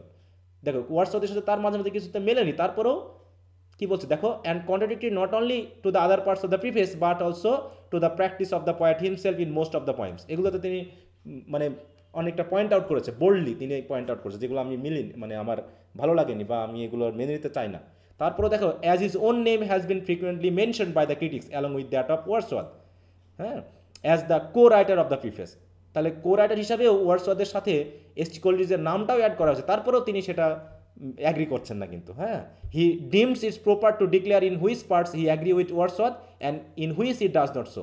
অতএব যেহেতু ওয়ার্ডসওয়ার্থের সাথে তার নামটাকে মিলে ফেলা হচ্ছে, তাই তিনি অন্তত এটুকু বলতে চেয়েছেন যে তিনি অ্যাগ্রি করছেন কোনটুকু বিষয়ের উপর ওয়ার্ডসওয়ার্থের সাথে আর কোনগুলোতে তিনি অ্যাগ্রি করেন না, এটা তিনি দেখিয়েছেন তার এই বায়োগ্রাফিয়া লিটারেরিয়া। But in order to facilitate an understanding of his views, he must explain his views first of a poem and secondly of poetry in general. এখন তিনি পোয়েম এবং পোয়েট্রি নিয়ে কথা বলবেন, পোয়েম এবং পোয়েট্রি নিয়ে। এর আগে তো আমরা ভার্স নিয়ে কথা বলেছি তাই না, বা পোয়েম নিয়ে কথা বলেছি। পোয়েট্রি যেহেতু আমরা পড়েছি যে পোয়েট্রির যেটা অ্যাপোলজি ফর পোয়েট্রি, সেখানে তিনি পোয়েট্রিকে সাপোর্ট করেছেন। তো এখানে তিনি দেখাবেন যে পোয়েম এবং পোয়েট্রি কী, বা পোয়েম কী এবং ইন জেনারেল পোয়েট্রি বলতে কী বোঝায়, সেগুলো নিয়ে আগে কথা বলেছেন। বলার পরে তিনি তার মতামতটা দেখিয়েছেন। তাহলে দেখি আমরা পোয়েম এবং পোয়েট্রির মধ্যে কী বোঝাই। আর বলছে a poem contains the same elements as a prose composition. এটা আমরা তো সেই ইয়াতেও পেয়েছি অ্যাপোলজি ফর পোয়েট্রিতে, তাই না, যে পোয়েম প্রোজেইক হতে পারে। হ্যাঁ, অনেক সময় দেখা যাচ্ছে রিদম বা রাইম বা মিটার, এগুলো কি পোয়েট্রির জন্য কি মেজর কিছু, নাকি এটা জাস্ট পোয়েট্রির অর্নামেন্ট? বলো তো, অ্যাপোলজি ফর পোয়েট্রির মতে আমরা যা পড়েছিলাম যে ভার্স থাকতেই হবে। স্যার পোয়েমের জন্য স্যার রিদম মিউজিক এগুলো তো স্যার মনে হয় একটু দরকারি। স্যার ভার্স থাকতেই হবে না স্যার, হ্যাঁ, ভার্স ওখানে বলা থাকতেই হয়েছে, হবে তিনি কিন্তু এমনটা এটাকে নয়। মেজর বলেননি যে ভার্স থাকতেই হবে, এটা না, মিটার ভার্স লাইন এগুলো থাকতেই হবে পোয়েট্রিতে। স্যার এটা হয়তো স্যার এক ক্রিটিকে বলছে, কিন্তু সবার ক্রিটিকের মতামত তো এটা না যে স্যার কবিতায় ভার্স থাকতে হবে না। এই কথাটা কেউ বলেনি। ভার্সের কবিতা মানেই যে ভার্স, এই সংজ্ঞার ভিতরে ভার্স লাইনটা আমরা পাই না। যতগুলো পোয়েট্রির ডেফিনেশন পাওয়া গেছে, ভার্স না স্যার, একটু মিউজিক্যাল একটু রিদম টাইপের ইয়েগুলো, ভার্স তো স্যার ইয়া। আচ্ছা, তাই বলছে আ পোয়েম কন্টেন্স, ফোর্থ ইয়ারে যখন পড়বে না ক্রিটিসিজম, তখন আরও ডিপলি পাবা বিষয়গুলো, যে আসলে আমাদের পারসেপশনটা কী আর এর অরিজিনাল পারসেপশনটা কী যারা কবিতা লেখে। বলছে a poem contains the same elements as a prose composition, the difference between them either in different combination of those elements and a different objects which the poet has in mind. তাই তো, মানে কবি তার মনে যে অবজেক্টগুলো আছে তার সাথে বাইরের আর কি কি এলিমেন্ট যুক্ত করে কম্বাইন করে তিনি তার থটটাকে তুলে ধরতে চাচ্ছেন, সেটার উপরে মেনলি ডিপেন্ড করে। কেমন, যেমন how do I love the are the gift of the মেজাই, এই দুটার উদ্দেশ্য কি একই না বলো তো? How do I love the are the gift of the মেজাই, আচ্ছা উদ্দেশ্য কিভাবে এক হয় স্যার দুইটা? লাভ এক। উদ্দেশ্য এক না? জি স্যার, লাভ ভালোবাসা দেখানো স্বামীর প্রতি। হাউ ডু আই লাভ দি কবিতাটা কি পড়ছো? স্যার ওইটা ভালোবাসা, গিফট না যাই তো স্যার, ওই যে গিফট, হ্যাঁ গিফটটা, তাহলে গিফটটা দেওয়ার উদ্দেশ্য কি? উদ্দেশ্যটা কি? গিফটটার উদ্দেশ্য কি, মানে টপিকটা কি, ডিল করছে কি, থিমটা কি? ওইটা তো sir how do I love দিতে তো ওইটা ভালোবাসা তো স্যার তার বিলাভকে নিয়ে ইয়ে করা হয়েছে। আর গিফট অফ দ্য মেজাই তো ওই যে প্রেজেন্ট যে ইয়াটা, ওইটা তো স্যার জেনারেল ওয়াইজ। আমি বলছি থিমটা কি, থিমটা কি? ডিল তো করেছে ভিন্ন উপায়ে, কিন্তু মেন বেসিক থিমটা কি? লাভ। দুই জায়গাতে কি নিয়ে কথা বলা হয়েছে? ডিলিং ভিন্নভাবে করেছে দুইজন, কিন্তু মেইন ফোকাসটা কোনটা বলো? নাকি বোঝনি? ভালোবাসা স্যার। হ্যাঁ, আচ্ছা, হাউ ডু আই লাভ দি, এইখানে আমরা যে কবিতাটা পড়েছিলাম সেখানে ওখানে তার বিলাভেডকে নিয়ে কথা বলছে না হাজবেন্ডকে নিয়ে কথা বলছে? Sir husband. তাহলে আর গিফট অফ দ্য মেজাই কাকে নিয়ে ভালোবাসা দেখাচ্ছে? হাজবেন্ড। ওখানেও হাজবেন্ডকে ভালোবাসা দেখাচ্ছে। এ দেখাচ্ছে যে আমি কতখানি ভালোবাসি, সেটা সে অবজেক্ট দিয়ে না, সে বিভিন্ন ধরনের মানে কথোপকথনের মাধ্যম দিয়ে বা বিভিন্ন অ্যাবস্ট্রাক্ট বিষয়কে তুলনা করে সে বোঝাচ্ছে যে আমার ভালোবাসা তোমার প্রতি এত ডিপ। আর গিফট অফ দ্য মেজায়ে তাকে মুখে বলা লাগেনি, তাই তো? এখানে মুখে বলতেছে যে আমি তোমাকে এই পরিমাণ ভালোবাসি, আমি তোমাকে ওই পরিমাণ ভালোবাসি, আমি তোমাকে এর মতো ভালোবাসি, আমার সীমা এতটুকু ভালোবাসার। এটা সে মুখ দিয়ে বিভিন্ন কম্পারেটিভ স্টাডির মাধ্যমে বোঝাচ্ছে যে তোমার প্রতি আমার ভালোবাসা এতটুকু।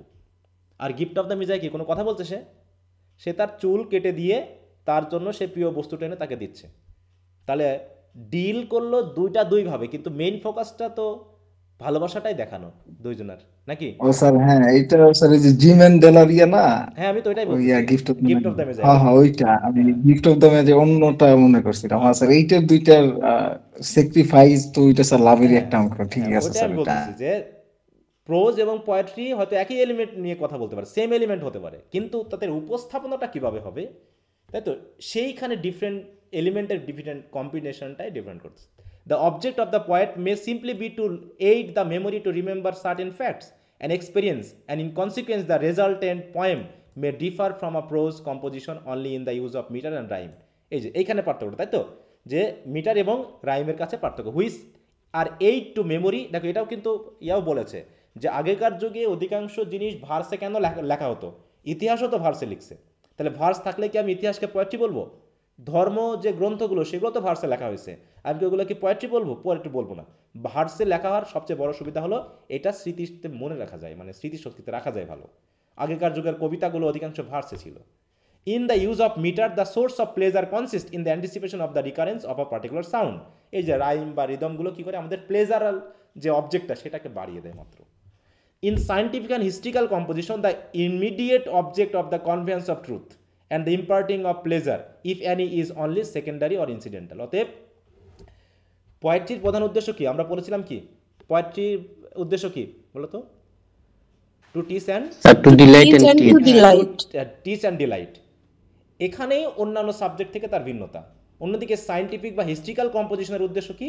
ইমিডিয়েট অবজেক্ট, তাদের মূল উদ্দেশ্য হলো সত্যকে প্রকাশ করার সাথে সাথে, দেখো দ্য ইম্পার্টিং অফ প্লেজার এটা হচ্ছে সেকেন্ডারি ইনসিডেন্ট, এদের উদ্দেশ্য না, মজা দেওয়া উদ্দেশ্য না। সায়েন্টিফিক বা হিস্ট্রিক্যালের উদ্দেশ্য হলো তাকে সত্যকে উপস্থাপন করা, আর পোয়েট্রির উদ্দেশ্য পোয়েটিক ট্রুথকে তুলে ধরা, সত্যি তুলে ধরা তাদের উদ্দেশ্য না।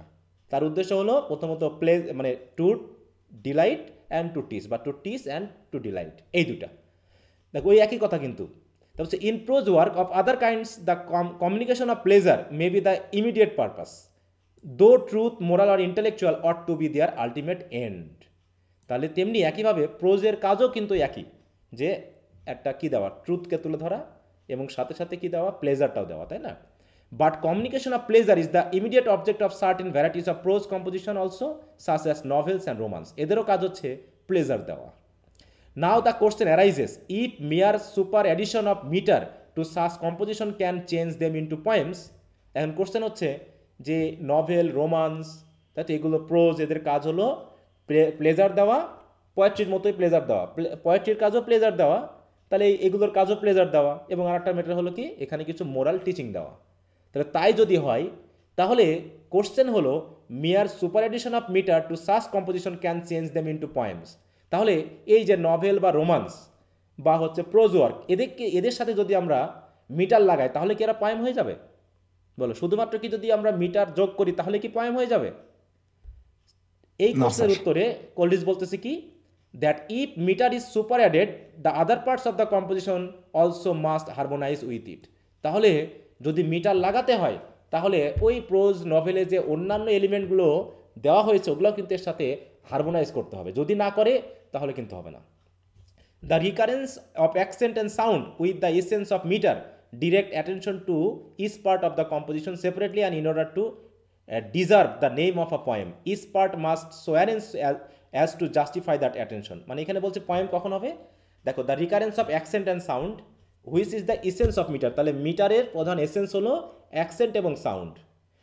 এইটাকে যদি আমরা করি কি direct attention to other each part of the composition separately, এখন যদি আমরা অ্যাকসেন্ট বা সাউন্ডকে যদি আলাদা করে আমরা ভাবার চেষ্টা করি, অ্যাটেনশন যদি আমরা আলাদা করে দিই, and in order to deserve the name of a poem is part, এখন যদি আমরা অ্যাকসেন্টও দিলাম, সাউন্ডকে দিলাম, দিয়ে আলাদা আলাদা করে ভাবলাম, এবং যদি তারা এবং সেইভাবে যদি আমরা তাকে পয়েমের নাম দিই তাহলে কিন্তু হবে না। পয়েমের নাম হতে হলে সেখানে আবার কী করতে হবে, each part must be so arranged as to justify that attention. তার মানে অন্যান্য যে এলিমেন্টগুলো আছে টিচ করার জন্য বা প্লেজার করার জন্য শুধু অ্যাকসেন্ট বা সাউন্ড কথাটা বাদ দেওয়ার পরেও আরও যে বিষয়গুলো প্রয়োজন, যেমন হাট্টিমা টিম টিম তারা মাঠে পারে ডিম, এইটা একটা ছড়া। ছড়া আর কবিতার মধ্যে পার্থক্য কী? এটা ফোর্থ ইয়ারে আছে, যেটা আমরা পাবো আর কি, যে seriousness of attention. Seriousness of attention, এই যে অ্যাটেনশনের কথাটা কিন্তু আসতেছে, যে আমরা যে কবিতাটা পড়তেছি সেখানে মিটার আছে, সেখানে অ্যাকসেন্ট আছে, সেখানে সাউন্ড আছে, সব আছে, কিন্তু তার যে থিমেটিক আইডিয়াটা সেটা আমাদের মধ্যে আমাদের যে অ্যাটেনশনটা কতখানি গ্রো করতে পারছে সেটাই আসলে তাকে পোয়েট্রি বানিয়ে দেয়। শুধু ভার্স বা মিটার থাকলেই হবে না। ট্রুথ এখানে বড় কথা না, প্লেজার এখানে ইমিডিয়েট পারপাস, ট্রুথ না। কিন্তু তারপরেও যে বিষয়টা নিয়ে ডিল করা হবে সেই বিষয়টা কতটুকু সত্যভাবে মানে কতটুকু আকর্ষণীয়ভাবে উপস্থাপন করা হচ্ছে, রিডারের মন বা মানে মানসিকতা কীভাবে সে ডিল করতে পারছে, এই জায়গাটা তখনই সে পয়েম হবে আর কি। বলছে a poem therefore may be defined as a class of composition which is oppose to works of science in proposing for its immediate object pleasure not truth.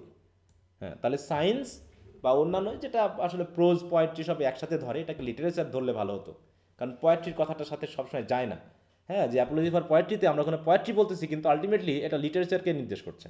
সাহিত্য, যেটা আমরা প্রমথ চৌধুরীর সাহিত্যের খেলা আমরা পড়েছিলাম কখনো কোনো ক্লাসে, সাহিত্যের খেলা নামে পড়ছো 8-9 এরকম সময়ে সাহিত্যের খেলা?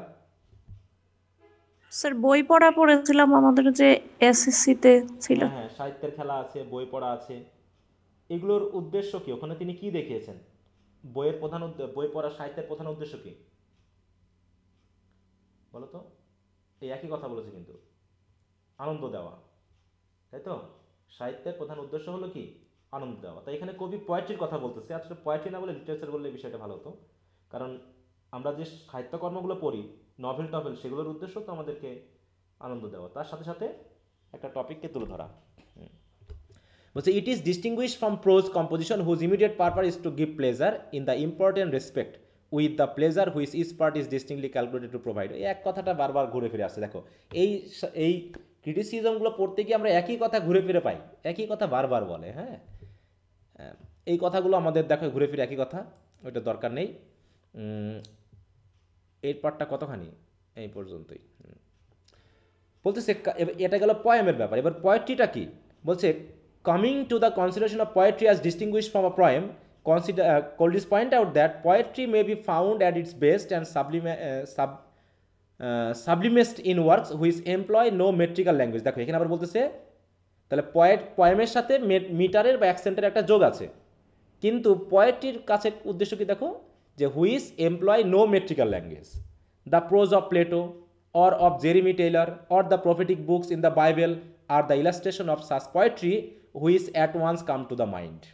দেখো তাহলে পোয়েট্রি এবং পয়েমের মধ্যে পার্থক্য কি দেখাচ্ছে, যে পোয়েট্রি মানে যেখানে আমাদের প্রধান উদ্দেশ্য মেট্রিক্যাল ল্যাঙ্গুয়েজ না, ওই জন্য প্লেটোর প্রোজগুলোকে আমরা পোয়েট্রি বলতে পারি, বিবলিক্যাল যে রাইটিংগুলো সেগুলোকে পোয়েট্রি বলতে পারি, জেরেমির যে এসেগুলো সেগুলোকে আমরা পোয়েট্রি বলতে পারি। But to define poetry means to consider the nature and function of the poet, it's creator. এই যে আমরা আগেই পেলাম না, এর আগেও পেয়েছি যে পোয়েটকে কি বলা হয়েছে, পোয়েটকে ক্রিয়েটর বলা হয়েছে, তাই না? যে তিনি নতুন কিছু যেন সৃষ্টি করতে পারেন। The poet at is best calls forth all the powers of the soul into activity, is in portion to its worth and dignity by virtue of his imagination which is a synthetic and magical power. তাহলে ইমাজিনেশনকে বলছে কি? Synthetic and magical power. সেই magical পাওয়ারের মাধ্যমে he harmonises and blends together various elements and thus diffuse a tone and spirit of unity over the whole. তাহলে তিনি প্রথমে ইমাজিনেশনের মাধ্যমে প্রকৃতির অনেক এলিমেন্টগুলোকে হারমোনাইজ করেন বা ব্লেন্ড করেন, তারপরে তাদের ভিতরে এমন একটা টোন বা স্পিরিট তিনি ওদেরকে ডিফিউজ করেন বা ওর ভিতরে আরোপ করেন, যেটা তাকে একটা পোয়েট্রির রূপ দেয়, মানে যেটা আমরা বলতে পারছি একটা মানে কি একটা নতুন ক্রিয়েশন তিনি করেন। দিস ক্রিয়েটিভ পাওয়ার ইজ, দেখো পোয়েটকে আমরা পেয়েছি মেকার হিসেবে বলতে, তাই না? পোয়েট্রিকে মেকার বলছে না অ্যাপোলজি ফর পোয়েট্রিতে, পোয়েটকে মেকার বলা হয়, they can create something new with their imagination, though they have something around them, the natural object which are very simple, but they give the coloring of their imagination and they create something new, and it gives us something strange we didn't even notice in the natural object. তাই না, যে common বা simple যে অবজেক্টগুলো আছে আমরা হয়তো কোনোদিন খেয়ালই করি নাই, কিন্তু পয়েটরা এমনভাবে তুলে ধরছে যে ওটার ভিতরে আমরা পেয়ে যাচ্ছি। এটা হিস্ট্রি যখন আমরা পড়েছিলাম তখনও কিন্তু প্রথম দিকে হিস্ট্রি যখন আমরা প্রথম পড়েছিলাম এরকম কথা বলা হয়েছে যে যারা লিটারি পার্সন বা যারা পয়েট তারা একটা পিঁপড়ার ভিতরে একটা ছোট একটা পাতার মধ্যেও এমন কিছু তারা ক্রিয়েটিভ পাওয়ার দিয়ে তৈরি করে যেটা হয়তো আমরা কমন পিপল ওইটাকে ভাবতেই পারি না। This creative power is first put in action by will and understanding and operates under their gentle and unnoticed control, like a horse with loose reins. মানে লুজ রেঞ্জ মানে কি, যাকে কোনো রেইন দেওয়া হয়নি, কোনো রকম মানে লাগাম ছাড়া সে ঘোড়া যেমন নিজের মতো করে যা কিছু তৈরি করতে পারে, ওরকম একজন পয়েট তার নিজের ইচ্ছা মতো নিজের আন্ডারস্ট্যান্ডিং দিয়ে নিজে যা কিছু পারে সে সৃষ্টি করতে পারে। It manifest itself most clearly in the balance and reconciliation of opposite or divergent qualities such as sameness with difference, একই জিনিস কিন্তু কিছুটা ভিন্নতা দিয়ে, the general with concrete, the idea with the image, the individual with the representative, novelty with freshness with old and familiar object, unusual emotion excitement with strict order and discipline, strong and vehement passion with vigilant and judgment, and unflagging self passion। মানে বিপরীত মুখে বিষয়গুলোর সাথে তারা কি করে দেখুন, সেমনেস with difference, ডিফারেন্সের সাথে সেমনেস মেলাচ্ছে। মানেটা কি, দেখে মনে হবে ভিন্নতা রয়েছে, কিন্তু যখন আমরা ওটার ভিতরে একটু মানে ঢুকতে পারবো বা বিষয়গুলোকে বুঝতে পারবো তখন দেখবো যে না, প্রত্যেকের ভিতরে একটা সিমিলারিটি আছে। একইভাবে কনক্রিট আইডিয়ার মাধ্যমে তিনি জেনারেল কিছুকে উপস্থাপন করবেন, তিনি অ্যাবস্ট্রাক্ট আইডিয়ার সাথে ইমেজ দিবেন, মানে অ্যাবস্ট্রাক্ট আইডিয়াকে ডিল করবেন কিন্তু তার ভিতরে একটা ইমেজারি তৈরি হবে, তাই না। এইভাবে তিনি কি করছেন যে অপোজিট বিষয়গুলোর সাথে এক ধরনের ব্যালেন্স তৈরি করছেন, হ্যাঁ, যেটা আমাদের কাছে হয়তো আনইউজুয়াল মনে হতে পারে। দিস এমপ্যাথিক পাওয়ার, আর এটাকে বলা হচ্ছে empathic power, blends the natural and the artificial, the manner and matter, our admiration for the poet with our sympathy for the poem। তাহলে এই সকল কাজের জন্য কবির প্রতি যেমন আমাদের অ্যাডমিরেশন হয়, তেমনি তার পয়েমের প্রতি আমাদের একটা সিম্প্যাথি বা আকর্ষণ তৈরি হয়। In short, in all this attributes of the soul which Sir John Davies has specified is one of his poems. এগুলোকে বলছে কি যে তিনি it has all the attributes of the soul, soul মানে ওর ভিতরে একটা সত্তা বা তত্ত্ব তিনি প্রকাশ করতে পারছেন, যেটাকে তিনি সোল বলছেন। কে বলছেন? Sir John Davies. It transform all gross bodies into own spiritual essence. অতএব সব কিছু নিম্নমানের জিনিসগুলোকে এই সোল যেন তিনি আরোপ করছেন, যেমন ওয়ার্ডসওয়ার্থ প্রকৃতির মধ্যে একটা সোল যেন তিনি বা একটা স্পিরিট যেন তিনি আরোপ করেছেন, সেগুলোকে দেখতে আমাদের কাছে মানে এক ধরনের মানবীয় মনে হচ্ছে। Abstract universal substance from individual state who is infested with local habitation and names win our sympathy as sensible forms. Coleridge concludes rather abruptly that good sense is the body of poetic genius। এটা দেখো, তাহলে একটা poetic geniusের good সেন্সটা হলো একটা বডির মতো, fancy its eternal dress and motion its living principle and imagination is the soul। দেখো একটু খেয়াল করো, তাহলে poetic geniusের বডি হচ্ছে গুড সেন্স, তার ড্রেস হচ্ছে ফ্যান্সি, লিভিং প্রিন্সিপাল হচ্ছে তার মোশন, এবং সোল হচ্ছে ইমাজিনেশন। আর সবগুলোকে which is diffused through the whole, হ্যাঁ, হুইচ অ্যানিমেটস ইজ পার্ট। আর এই সোলটাকে যখন সবগুলোর সাথে মিশিয়ে দেওয়া হবে তখন পুরো দেখো ইজ পার্ট অ্যান্ড ফর্ম সব কিছু অ্যানিমেট হয়ে উঠবে, all into one graceful and intelligent whole. তখন পুরো পয়েমটা যেন একটা গ্রেসফুল একটা ইন্টেলিজেন্ট মেটার হিসাবে উপস্থাপিত হবে। এইগুলো কিছুটা অ্যাবস্ট্রাক্ট বা কিছুটা জটিল চিন্তাভাবনার বিষয়, মানে যদি এগুলোকে আমরা একটু মানে সময় নিয়ে চিন্তা না করি আসলে এগুলো বুঝতে অসুবিধা যে আসলে কি বলতে চাচ্ছে এগুলো। হ্যাঁ, তো এইটুকু আমরা দেখলাম। তাহলে এখানে আমরা পোয়েট্রির ব্যাপারটা দেখলাম, পয়েমের ব্যাপারটা দেখলাম, তারপর হচ্ছে যে এস.টি. কোলরিজ কোন দায়িত্ব নিল, ওয়ার্ডসওয়ার্থ কোন দায়িত্ব নিল, এবং লিরিক্যাল ব্যালান্স নিয়ে এস.টি. কোলরিজের মতামত আছে কি নাকি ভিন্নতাও আছে কি না, এগুলো নিয়ে এখানে একটু কথা বলা হয়। এবং পোয়েট্রি এবং পয়েমের মধ্যে এবং সাথে সাথে সায়েন্টিফিক বা প্রোজাইক ওয়ার্কের মধ্যে যে একটু ডিফারেন্স সেটা একটু এখানে কথা বলা হলো, যেগুলো আমরা অন্যান্য টপিকেও পেয়েছিলাম। আচ্ছা, এবার আমরা 17 নম্বরে চলে যাই। 17 তো কি বলা হচ্ছে, এটা কি 16,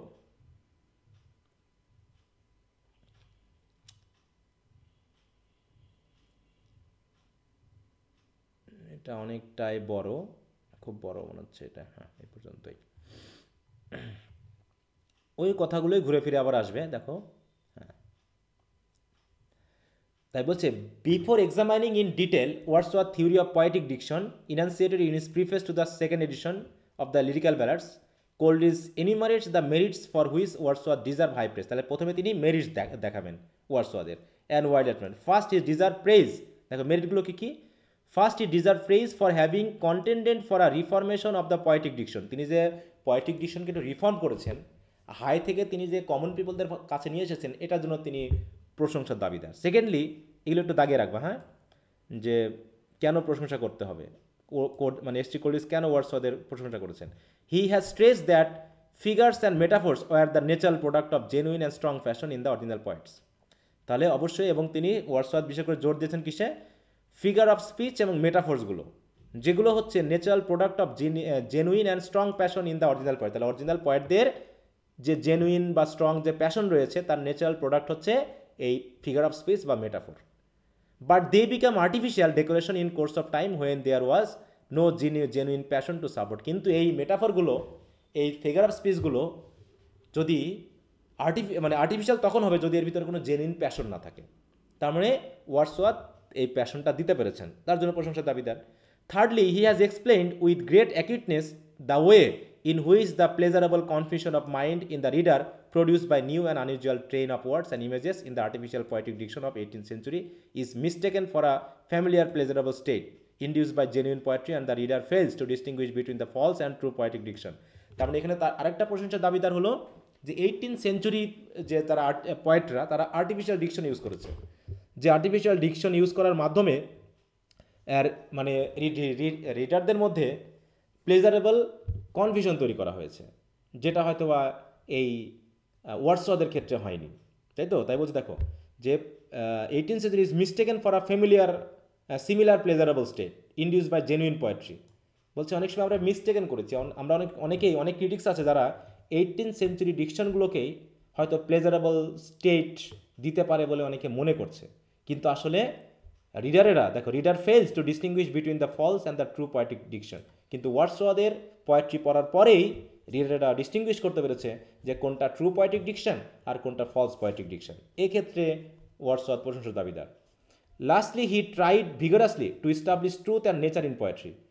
ট্রুথ এবং নেচারটাকে তিনি ভিগরাসলি মানে খুব জোরালোভাবে এস্টাবলিশ করার চেষ্টা করেছেন। অতএব his efforts have by no means been ineffectual, অতএব তার ইফোর্টগুলো অনেকটা অকেজো হয়নি, বরং in as much as it has work a change in the poetry not only of his admirers but also of those who are hostile to his theory.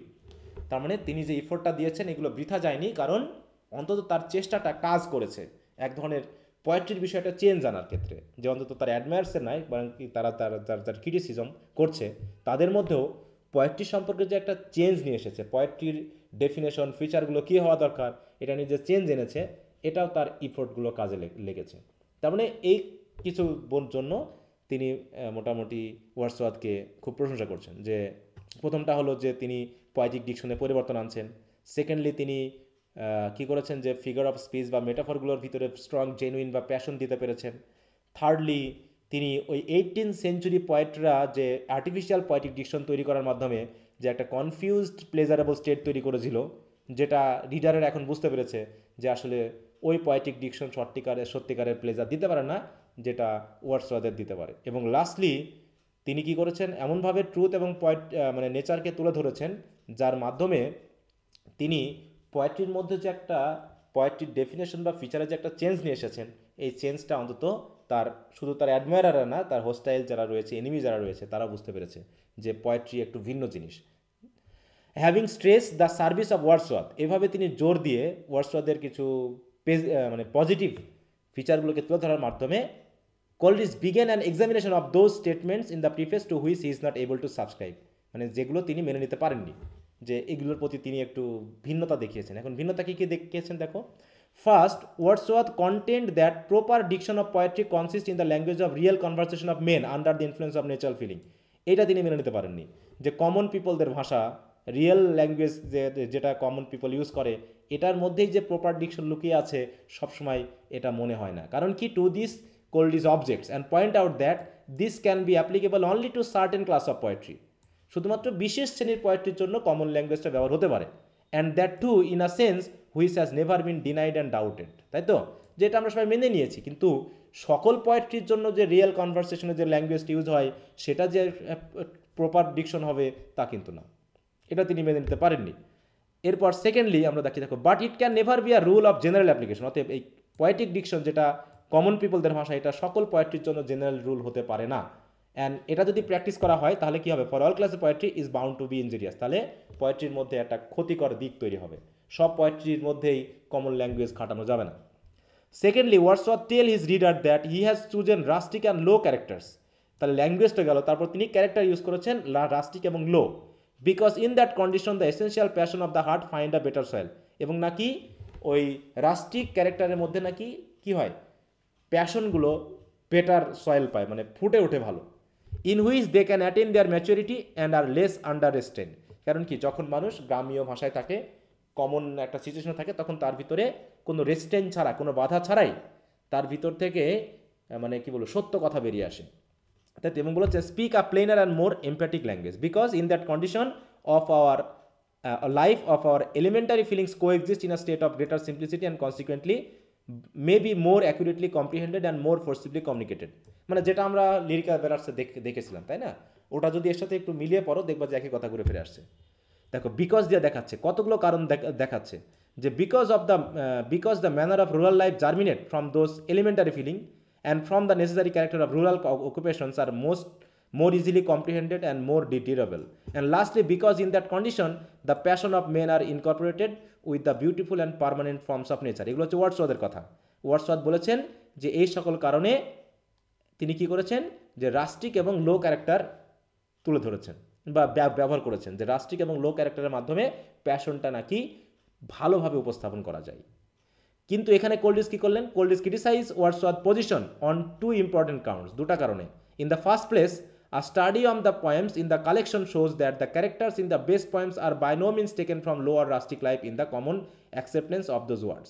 যে যদি আমরা এখন আগেকার কিছু পয়েম পাই যেগুলো হচ্ছে ভালো মানের পয়েম, সেখানেও কিন্তু এরকম বেস্ট পয়েমগুলোর যে ক্যারেক্টার, সব ক্যারেক্টার কিন্তু রাস্টিক বা লো লাইফ থেকে নিয়ে আসা হয়নি। তারপরে কি তাহলে যদি হাই সোসাইটি থেকে নিয়ে আসা হয়, তাহলে সেই পয়েমগুলো কি সেন্টিমেন্ট হারিয়েছে? অবশ্যই হারায়নি। And the feelings and sentiment expressed by them are not necessarily such as are aroused by the circumstances peculiar to their occupation or abode. They spring from the general causes which will produce identical feeling in every state of life. মানে মানুষের ভিতরে এই ফিলিংগুলো তৈরি হয় যে কোনো স্টেটে, সবসময় যে তার ওই গ্রামেই হবে তা না, সেটা গ্রামেও হতে পারে, টাউনেও হতে পারে, তার ফিলিংটা যে কোনো অবস্থায় তৈরি হতে পারে। অতএব সবসময় যে ওই রাস্টিক লাইফের ভিতরেই তার ফিলিংগুলো প্রকাশ পায় আর যারা শহরে থাকে এদের কোনো ফিলিং থাকে না, তা তো না। The more important of this circumstances are বলছে a spirit of independence arising from economic competence which places a person above servitude yet not above the necessity of toil thrift and simplicity of life. মানে দেখানো হচ্ছে যে spirit of independence এটা যে কোনো জায়গা থেকে তৈরি হতে পারে, এটা যে সবসময় তোমার ওই কমন পিপলদের থেকে আসবে, এটার জন্য যে আমাকে টয়েল লাগবে, সিম্পলিসিটি অফ লাইফ লাগবে, তা না। এটা ইকোনমিক কম্পিটেন্সের থেকেও, যেমন শহরে মানুষ সবসময় অর্থনৈতিক বিষয় নিয়ে ভাবে, তাই না? অতএব ওখান থেকেও তো স্পিরিট অফ ইন্ডিপেন্ডেন্স তৈরি হতে পারে।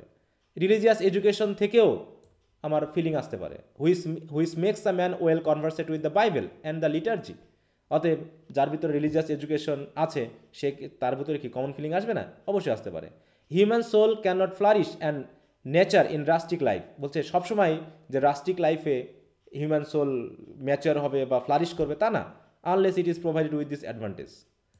বলছে where life is destitute of education and original sensibility, মূল কথা হলো যেখানে মানুষের শিক্ষা নেই, মানুষের যেখানে অরিজিনাল সেন্সিবিলিটি নেই, সে মানুষ যেখানে থাকুক, the mind is sure to shrink and harden, মানে সে শহরে থাকুক আর গ্রামে থাকুক। Man to become selfish, sensual and gross hard hearted, মানে মূল কথা হলো যার ভিতরে সত্যিকারের শিক্ষা নেই, যার ভিতরে সত্যিকারের অরিজিনাল সেন্সিবিলিটি নেই, সে হবে সেলফিশ, সে হবে একদম সেন্সুয়াল এবং গ্রস আর হার্ড হার্টেড, কঠিন হৃদয়ের হবে, সে শহরে থাকুক আর গ্রামে থাকুক। অতএব under circumstances the universe of nature, the mighty world of I and year becomes as useless as a beautiful picture to the blind and sweet music to the deep.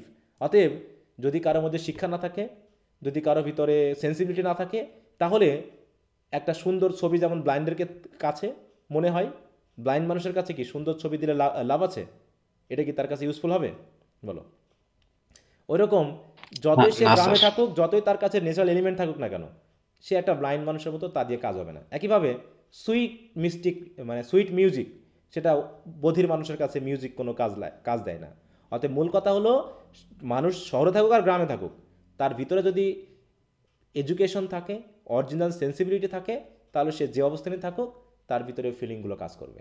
সবসময় রাস্টিক লাইফ হতে হবে, এটা ও কোল্ডিজ মেনে নেননি। ঠিক আছে। At this point, Coleridge refers to Aristotle's conception of poetry as its essential ideal, যেটা আমরা অ্যান অ্যাপোলজি ফর পোয়েট্রিতে দেখেছিলাম, যে অ্যারিস্টটল পোয়েট্রির সংজ্ঞা দিয়েছেন, কিন্তু পোয়েট্রিকে ওইভাবে সংজ্ঞায়িত করেনি যেভাবে বাকিরা করেছে। So that individual character in poetry should be general and typical, and their feeling should be typical and representative of the whole classes to which they belong. অতএব একটা ক্লাসে বিলং হবে, সেটা যেটাই হোক না কেন, irrespective of their occupation or status in life, সেটা যে অকুপেশনে থাকুক আর যে স্ট্যাটাসে থাকুক। ঠিক আছে। তো যদি তার ফিলিংগুলোকে সে প্রকাশ করতে পারে, তাহলেই তার মধ্যে পোয়েট্রির কনসেপশনটা চলে আসবে। Wordsworth poems centering round humble figure succeeded only to the degree to which they conform to this principle. তার মানে তার পোয়েমগুলো একটা নির্দিষ্ট ক্লাসের জন্য হচ্ছে, নির্দিষ্ট অকুপেশনের জন্য হচ্ছে, যে গ্রামের মানুষের জন্য। কিন্তু ওই কবিতাগুলো শহরের মানুষ মানে পড়বে না। ওই পরীক্ষাগুলো, যেমন হচ্ছে he fails where he departs from this principle as in the Idiot Boy. তাহলে ইডিয়ট বয় নামক কবিতাতে তিনি কিন্তু এই জিনিসটাকে মানে প্রকাশ করতে পারেননি, মানে হয়নি। মানে ইডিয়ট বয় গ্রামের মানুষের যে বৈশিষ্ট্য, সেগুলোকে তিনি হয়তো তার কাছে তুলে ধরতে পেরেছেন গ্রামের পরিবেশে। অতএব তার কবিতাটা ওই ওই ওই লেভেলেরই বা ওই কোয়ালিটির হবে। তাহলে একজন শহরের মানুষ যখন গ্রামের পরিবেশ জানতে যাচ্ছে, তখন সে হয়তো ওই জাতীয় রাষ্ট্রিক লাইফ নিয়ে লেখা যে কবিতা, তাই পড়তে পারে। কিন্তু অন্যদিকে যদি আমি শহর, ধর্ম এগুলো নিয়ে বলতে চাই, তখন তার রাষ্ট্রিক লাইফ দিয়ে সবসময় কাজ হবে না। মূল কথা হলো, লিরিক্যাল ব্যালাডসে ওয়ার্ডসওয়ার্থ যে সকল বিষয়গুলোকে সাপোর্ট করেছে, তার নিজস্ব যে বিষয়গুলোকে, কোল্ডিজ এখানে সেগুলোকে আবার এসে একটু ক্রিটিসাইজ করছে। হ্যাঁ, কি তোমাদের ওইগুলো মনে পড়তেছে তো, লিরিক্যাল ব্যালাডসের বিষয়গুলো? বলো, ওর সাথে কি একটা লিঙ্ক আছে না, কি মনে হয়? জি স্যার, লিঙ্ক তো আছে, কিন্তু স্যার ক্লোরিজ যেহেতু ওয়াটসঅ্যাপের ফ্রেন্ড ছিল, তাহলে সে তো পার্সোনালি বললেই পারতো যে তোমার এই জায়গায় সমস্যা, তুমি এগুলো করো না, এটা নিয়ে আবার বই লেখা লাগবে একটা। এটাই তো রাইটার, মানে যে যার কাজ, হ্যাঁ, যে যেটা নিয়ে আলোচনা করবে তার সে কাজ, সে বইয়ের মাধ্যমে জানাচ্ছে আমি এটা পছন্দ করিনি, এটাই করিনি ইত্যাদি। এবার বলছে, Coleridge next takes up the question of poetic diction. In this connection Wordsworth writes the, এখানে তিনি লিখেছেন পোয়েটিক ডিকশনগুলো কী হতে হবে। এটুকু আমি আর পড়ছি না, কারণ এটুকু আমাদের অলরেডি পড়া হয়েছে। আমরা এটুকু বলি, বলছে এই জায়গায় আমরা একটু শেষের দিকে দেখি, বলছে they convey their feeling and notion in simple and unelaborated expression. মানে কমন ল্যাঙ্গুয়েজ, মানে এখানে কোনো আর্টিফিশিয়ালিটি থাকবে না, তাই তো, এখানে কোনো বানানো সানানো থাকবে না, এখানে মানে অরিজিনালিটি থাকবে, এইগুলো নিয়ে তিনি কথা বলেছেন।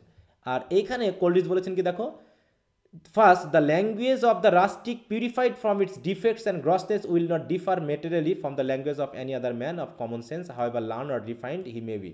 অতএব বলছে, আমরা যখন রাষ্ট্রিক ডিকশনারি আনি না কেন, সেই ডিকশনটাকে যখন আমি তার যে গ্রসনেস বা তার যে ডিফেক্টগুলো আছে, সেই ডিফেক্টগুলোকে যদি আমি পিউরিফাই করে ব্যবহার করি, তাহলে তো আর এটা রাষ্ট্রিক থাকতেছে না। তখন সে অটোমেটিক যে কোনো কমন সেন্স আলা মানুষের ল্যাঙ্গুয়েজ হয়ে যাচ্ছে, সেটা লার্নেড হোক আর রিফাইন্ড হোক। তাহলে এক্ষেত্রে আমার এই রাষ্ট্রিক নিয়ে লাভ কী? কারণ রাষ্ট্রিকটাকে তো আমি কেটে সেটে বাছাই করে আমি যেটা প্রয়োজনীয়, যেটা মোটামুটি গ্রহণযোগ্য, আমি সেই ল্যাঙ্গুয়েজটা ইউজ করছি। আমি তো একদম শালা সম্বন্ধী সব ইউজ করিনি। কবিতার ভিতরে ওই কথা আনতে পারবো? বলো, যে গ্রামে যেসব গালিগালা ইউজ করা হয়, যেসব ল্যাঙ্গুয়েজ, ওসব কি কবিতার ভিতরে আসবে? বলো।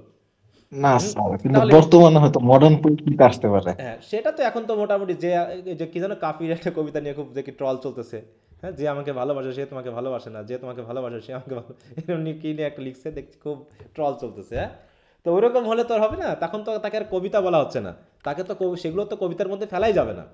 কারণ ওই যে বললাম যে তোমরা কবিতা কোনগুলো হবে সেটা ফোর্থ ইয়ারের মানে একটা ইয়ে আছে, ওইখানে গেলে তোমরা ভালো করে বুঝতে পারছো। আমরা তো এখানে পড়েছি অ্যাপোলজি ফর পোয়েট্রি, ওখানে পড়বো দ্য স্টাডি অফ পোয়েট্রি।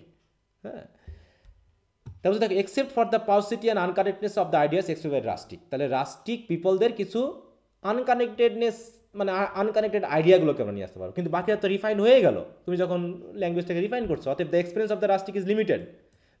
আবার কমন পিপলদের বা যারা গ্রামের মানুষ, এদের এক্সপিরিয়েন্সও কম, তাহলে তুমি তাদের কী জিনিস নিয়ে আসবা, তারা কতটুকু ডিপলি চিন্তা করতে পারে।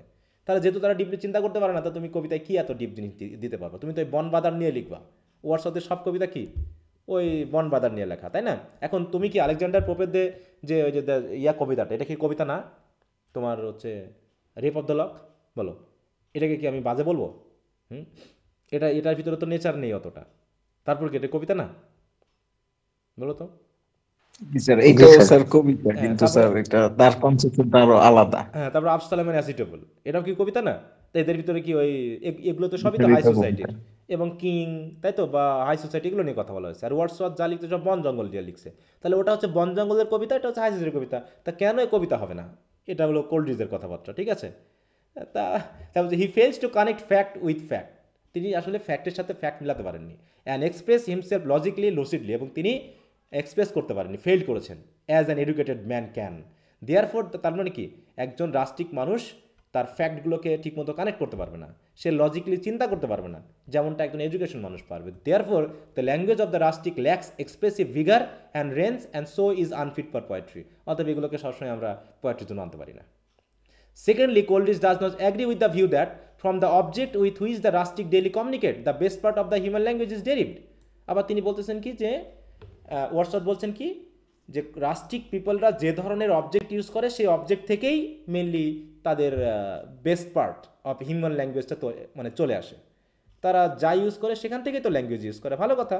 কিন্তু রাস্টিক লাইফ তো ন্যারো, এটা তো এক্সটেন্ডেড নয়।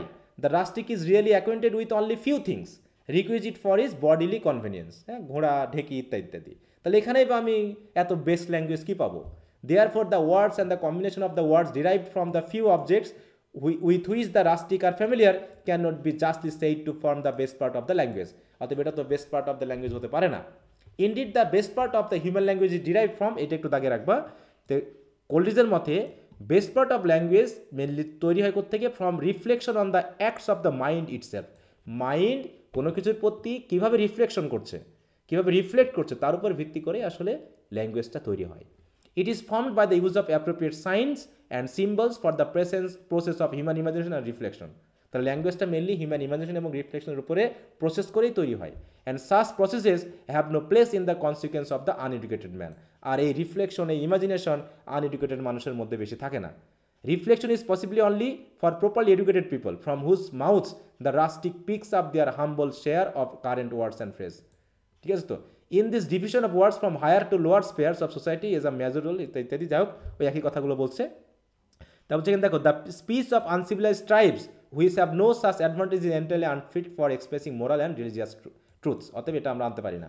Haynes it is wrong to say the best part of language is derived from the objects of nature with which the rustic hourly communicate. অতএব এটা একটা ভুল ধারণা, ঠিক আছে? তারপরে আরেকটা বলছি কি, কোল্ড্রিজ also controverts the following statement of Wordsworth, আবারও সেই নিয়ে আসছে, a selection of real language of man, selection of real language of man কোথা থেকে পাওয়া যায়? বলছে the language of this men, বিশেষ করে men of low and rustic life, I propose to myself imitate, মানে তিনি চাচ্ছেন যে ওই ল্যাঙ্গুয়েজকে ইমিটেট করবেন। As far as possible to adopt the very language of man. Between the language of prose and that of metrical composition there is neither nor can be Annie essential difference. এগুলোর প্রতিও তিনি কন্ট্রোভার্ট করছেন যে language, pros এবং পোয়েট্রির মধ্যে ল্যাঙ্গুয়েজের মধ্যে কোনো difference নেই, এটাও তিনি মেনে নিতে চাচ্ছেন না। It is against this exclusively that this opposition is directed. কিসের জন্য? দেখো, in the first place Coleridge objects to the ambiguity in the use of word real. Real বলতে আসলে তিনি কী বোঝাতে চেয়েছেন? Every man's language varies according to the extent of his knowledge, the activity and of his faults and the depth and quickness of his feelings. অতএব real ল্যাঙ্গুয়েজকে, আমি যে ভাষায় কথা বলছি, এডুকেটেড মানুষ যে ভাষায় কথা বলে, এগুলো কি রিয়েল ল্যাঙ্গুয়েজ না? Every man's language has first it's individual characteristic. প্রত্যেকের ভাষা আলাদা আলাদা। টিচার একরকম করে কথা বলে, ব্যাংকার একরকম করে কথা বলে, তাই তো, উকিল একরকম করে কথা বলে। অতএব যার যার ভাষা আলাদা। Secondly, the common properties of the class to which he belongs, and thirdly, words and phrases of the universal use. তাহলে প্রথমত কোন ক্লাসে সে বিলং করছে সেই হিসাবে কথা বলে, আর কিছু কথা হচ্ছে ইউনিভার্সাল কথা যেগুলো সবাই বলে।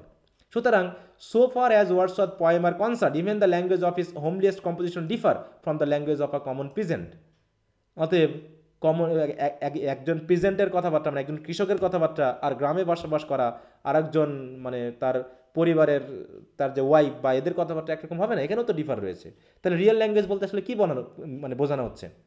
For real, therefore we must substitute ordinary or lingua communis, মানে কমন ল্যাঙ্গুয়েজকে বোঝানো হচ্ছে। তাহলে রিয়েল মানে তিনি বলতে চাচ্ছেন অর্ডিনারি বা কমন ল্যাঙ্গুয়েজ, কিন্তু this is no more to be found in the phraseology of lower rustic life than in that of any other class. কিন্তু এই অর্ডিনারি বলতে তো এটা তো সবার মধ্যেই তো অর্ডিনারি কথাবার্তা আছে। অমিট দ্য পিকুলারিটি অফ ইস, অতএব যদি এখন দেখো তুমি সে হাই সোসাইটির মানুষের কথা হোক আর রাস্টিক মানুষের কথা হোক, তুমি যদি পিকুলিয়ার বিষয়গুলোকে অমিট করে দাও, দেখবা যে সবার কাছেই একই কথা চলেছে, result must be common to all. তাহলে কিছু কথা আছে যে কথাগুলো বাদ দিলে পারে, ক্লাস ভিত্তিক কিছু কথা বাদ দিলে পারে, আসলে ল্যাঙ্গুয়েজটা সবার একই।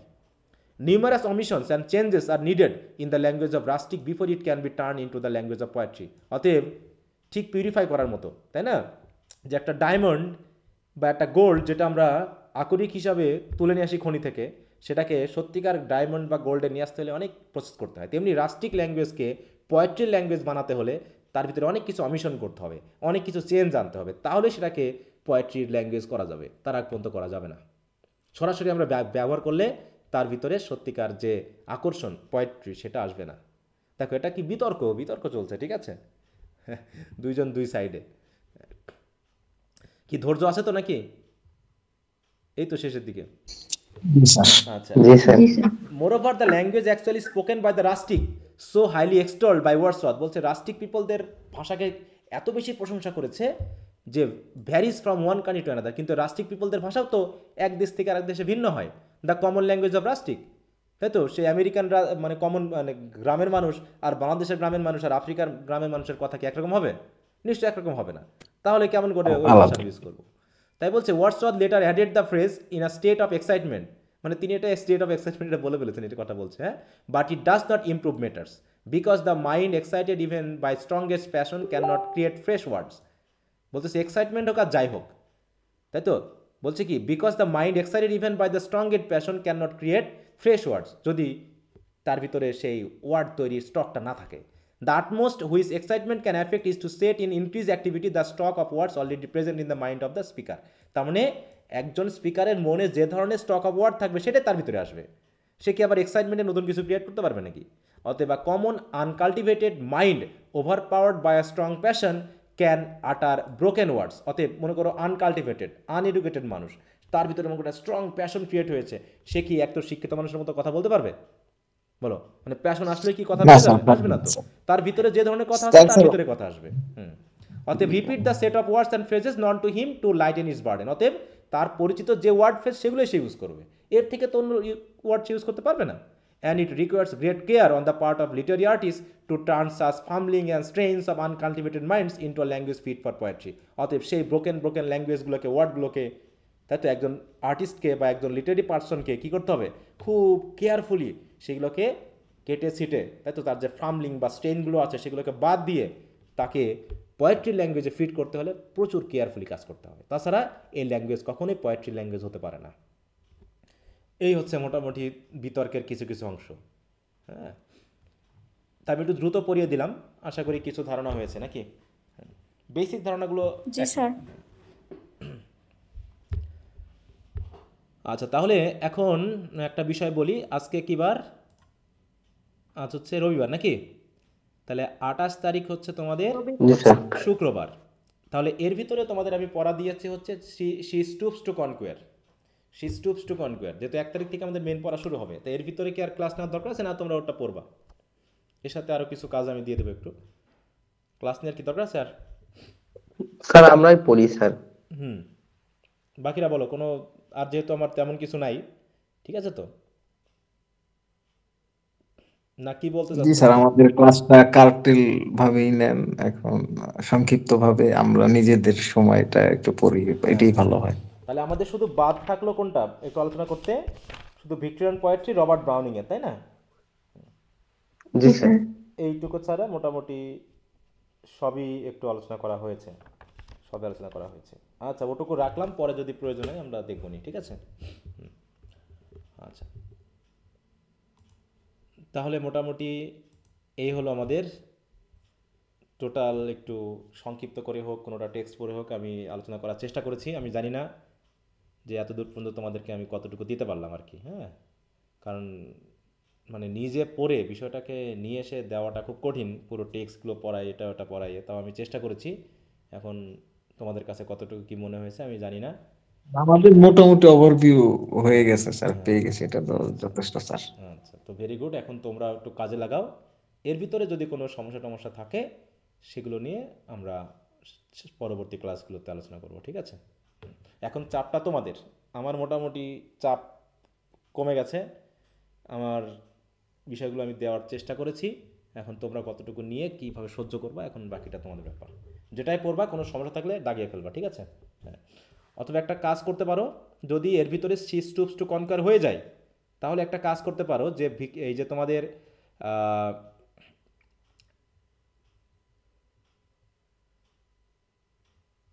কোথায় গেল, এই তো আলেকজান্ডার পোপ, এটাই তো নাকি? এই জায়গাটা, তাহলে এই জায়গাটাতে অলিভার গোল্ডস্মিথের হচ্ছে সিস টুপস টু কনকুয়ার, আর আলেকজান্ডার পোপের হচ্ছে the rape of the lock, তাই তো?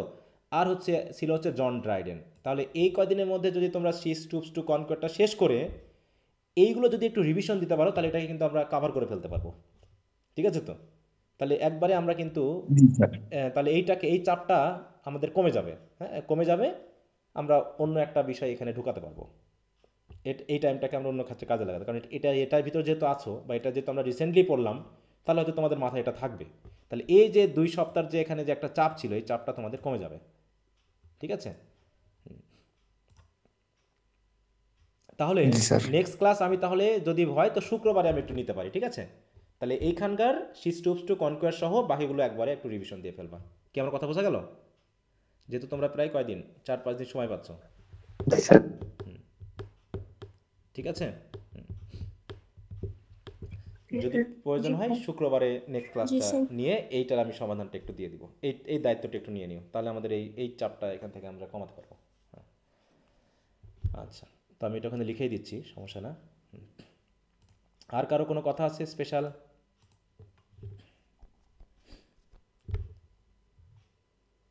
আচ্ছা, যদি না থাকে তো তাহলে এ পর্যন্তই। সবাই তোমরা ভালো থাকো আর মনোযোগ দিয়ে পড়াশোনা করো। মনে করবো যে 24 ঘন্টার মধ্যে শুধু 4-5 ঘন্টা একটু ঘুমাবা, এই ঘুমটুকু বাদ দিয়ে বাকি সময় পড়বা। বিশেষ করে যারা পারিবারিক কাজের সাথে খুব একটা জড়িত না, আর যারা পারিবারিক কাজের সাথে জড়িত, রান্না করতেছো, সামনে একটু বই নিয়ে পড়বা, ঠিক আছে তো? এই 1 মাস 1.5 মাস একটু তুমি বাড়িতে একটু সময় নিতে বলবা। তুমি দেখাচ্ছে একটু যদি সোলপল থাকে, হয়তো সোলপল ঘুমিয়ে গেছে, তুমি একটু পড়তেছো, মানে নিজের উপর একটু ফোর্স দাও এই সময়, যাতে পরীক্ষার আগের রাতে ঘুমিয়ে একটু পড়াশোনা করতে পারো। এটা তো, গুড নাইট, সবাই ভালো থাকো, বাই। Sir good night.